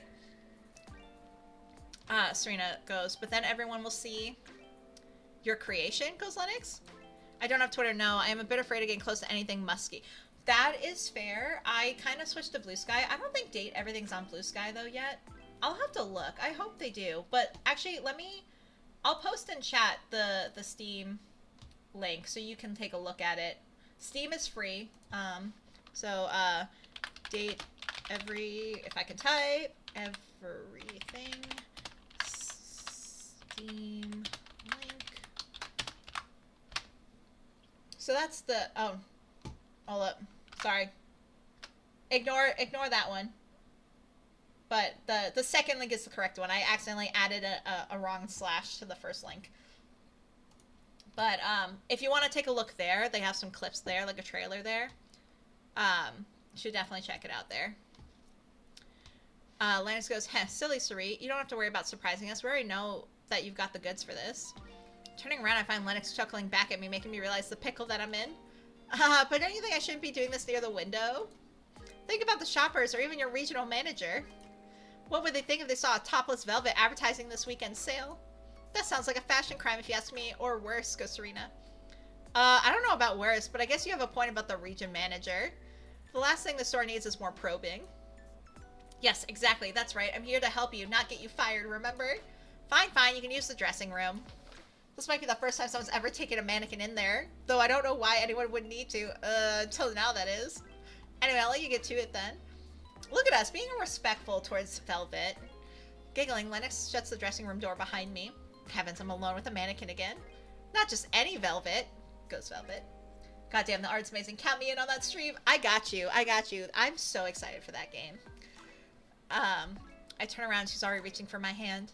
Her soft touch surprises me as she looks ready to pull me to her.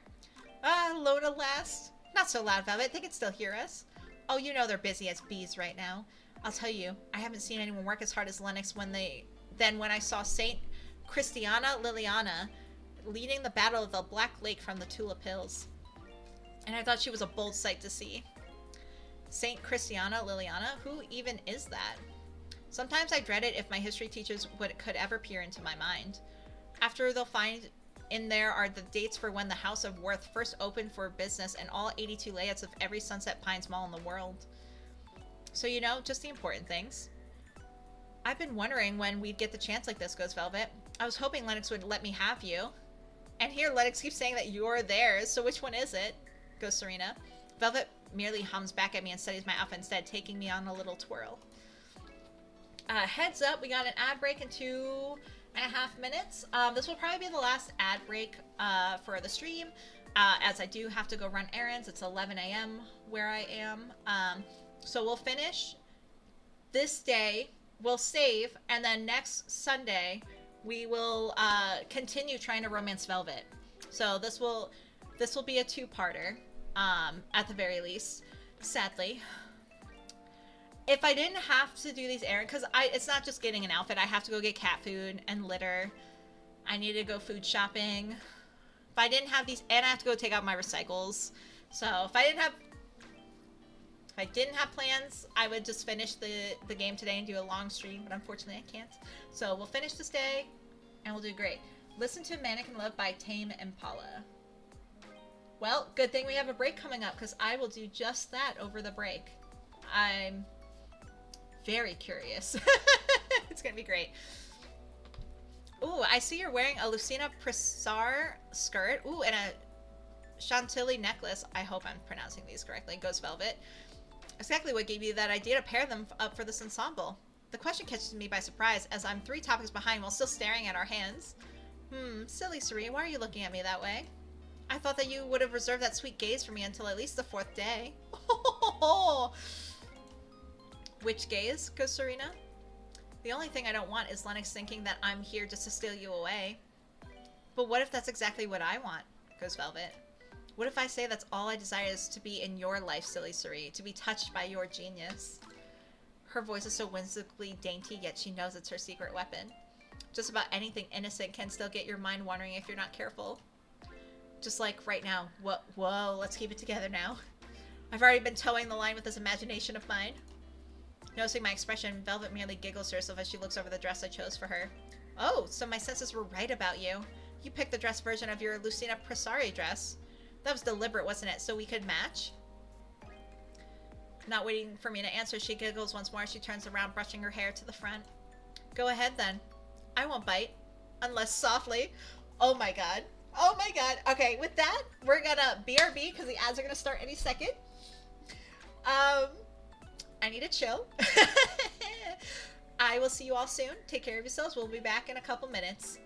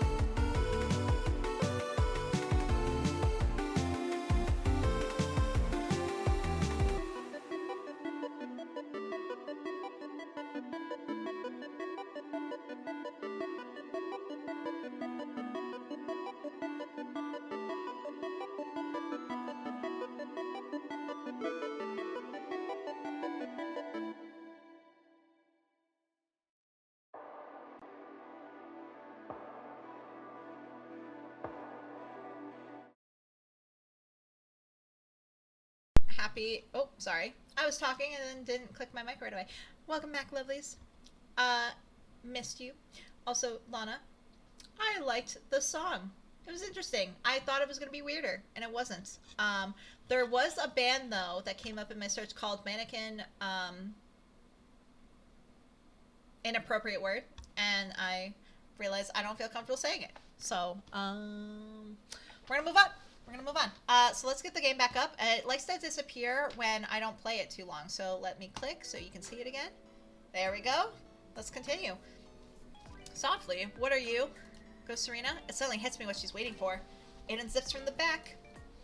That's it. I'm telling Lennox my daydreams are going haywire again. So can I just tear it off? Oh, we're definitely going this third option.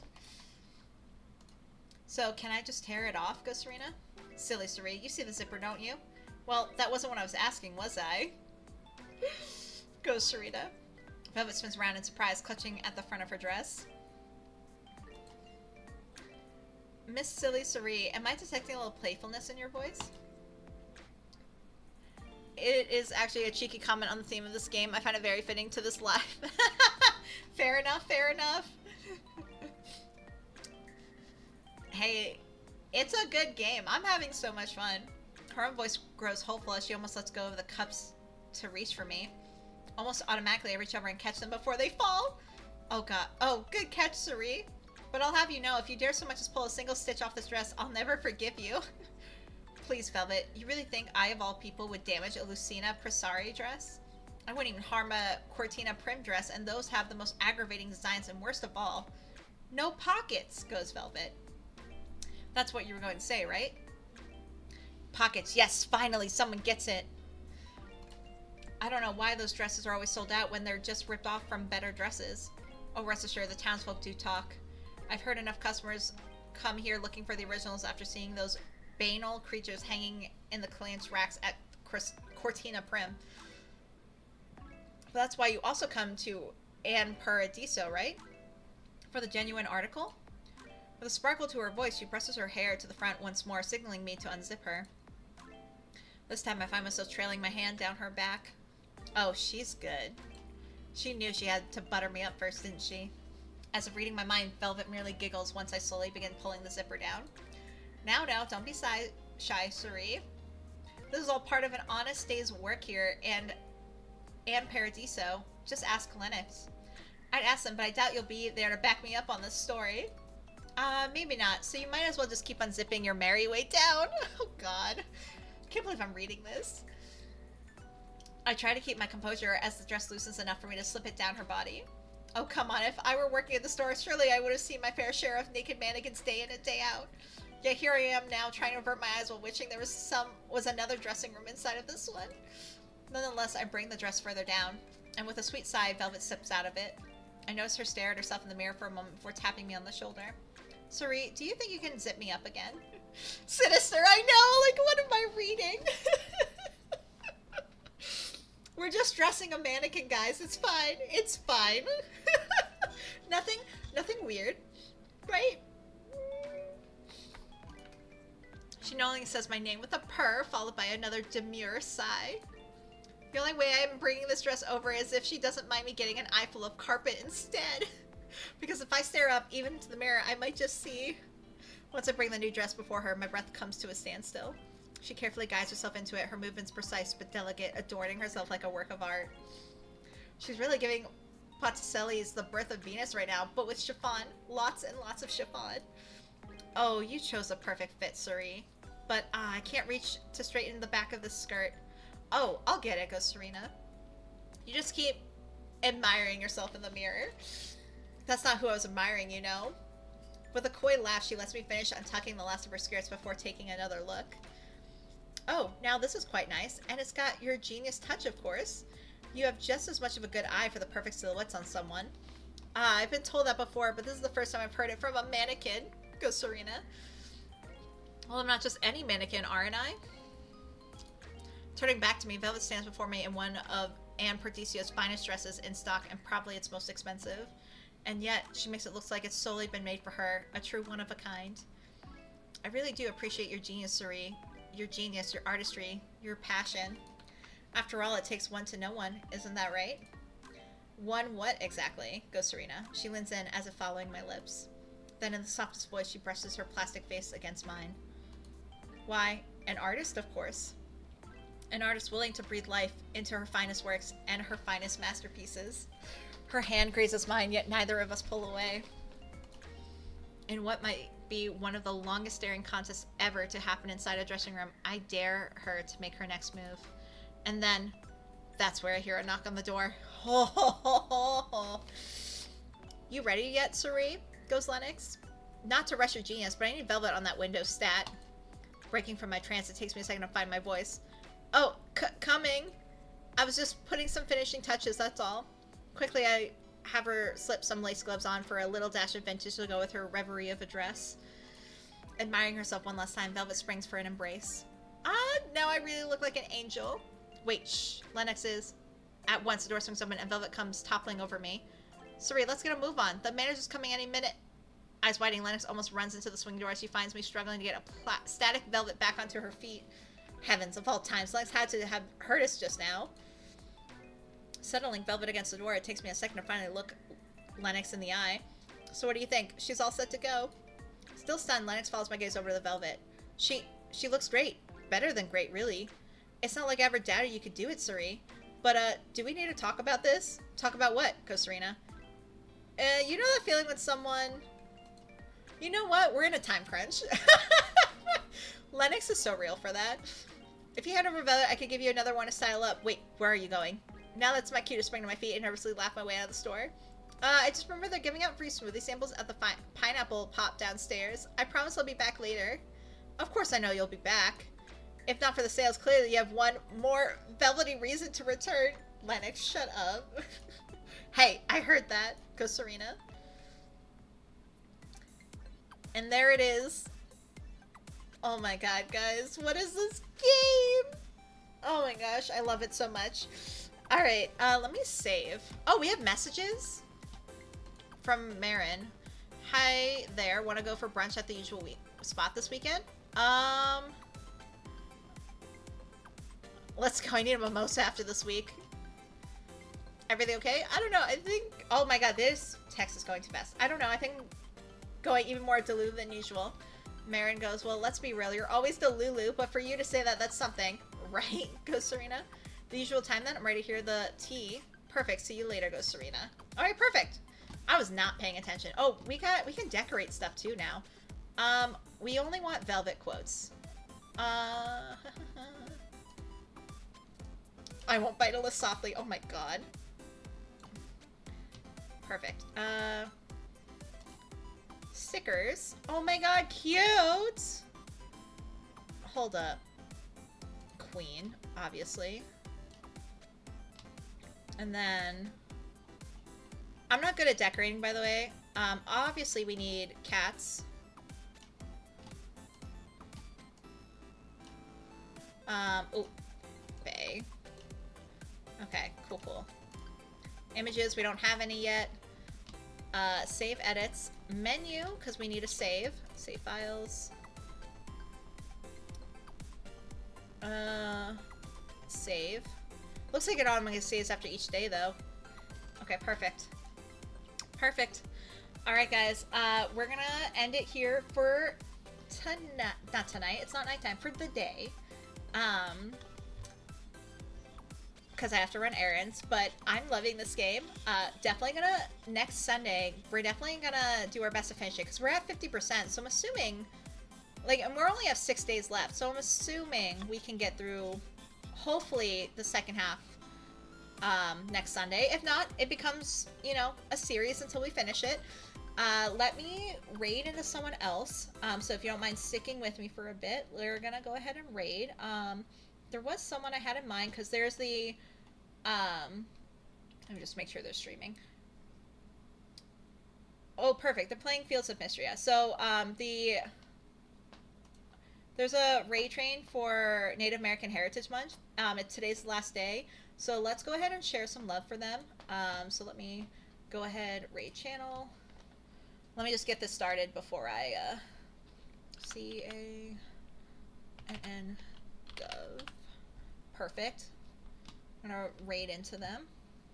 Start raid. Perfect. Alright. And then, yeah, thanks so much for the stream, Leah. Great vibes. Don't forget to recommend me a nice sim layer. I won't, Lana. I promise I got you. I also saw you message me. I will take a look at that too in a little bit. Thank you all for sticking with me for stream. I appreciate it. Again, thank you, Chara, for the follow earlier. I'm so excited. To Tuesday, I'll be playing Dragon Age the Veilguard. We're finally going to pick up Davrin, Daddy Davrin. It's going to be great. And yeah, it's going to be fun. So it's about time to go raid. So enjoy your day. Stay safe. Stay healthy. And let's go get some love to CanGov.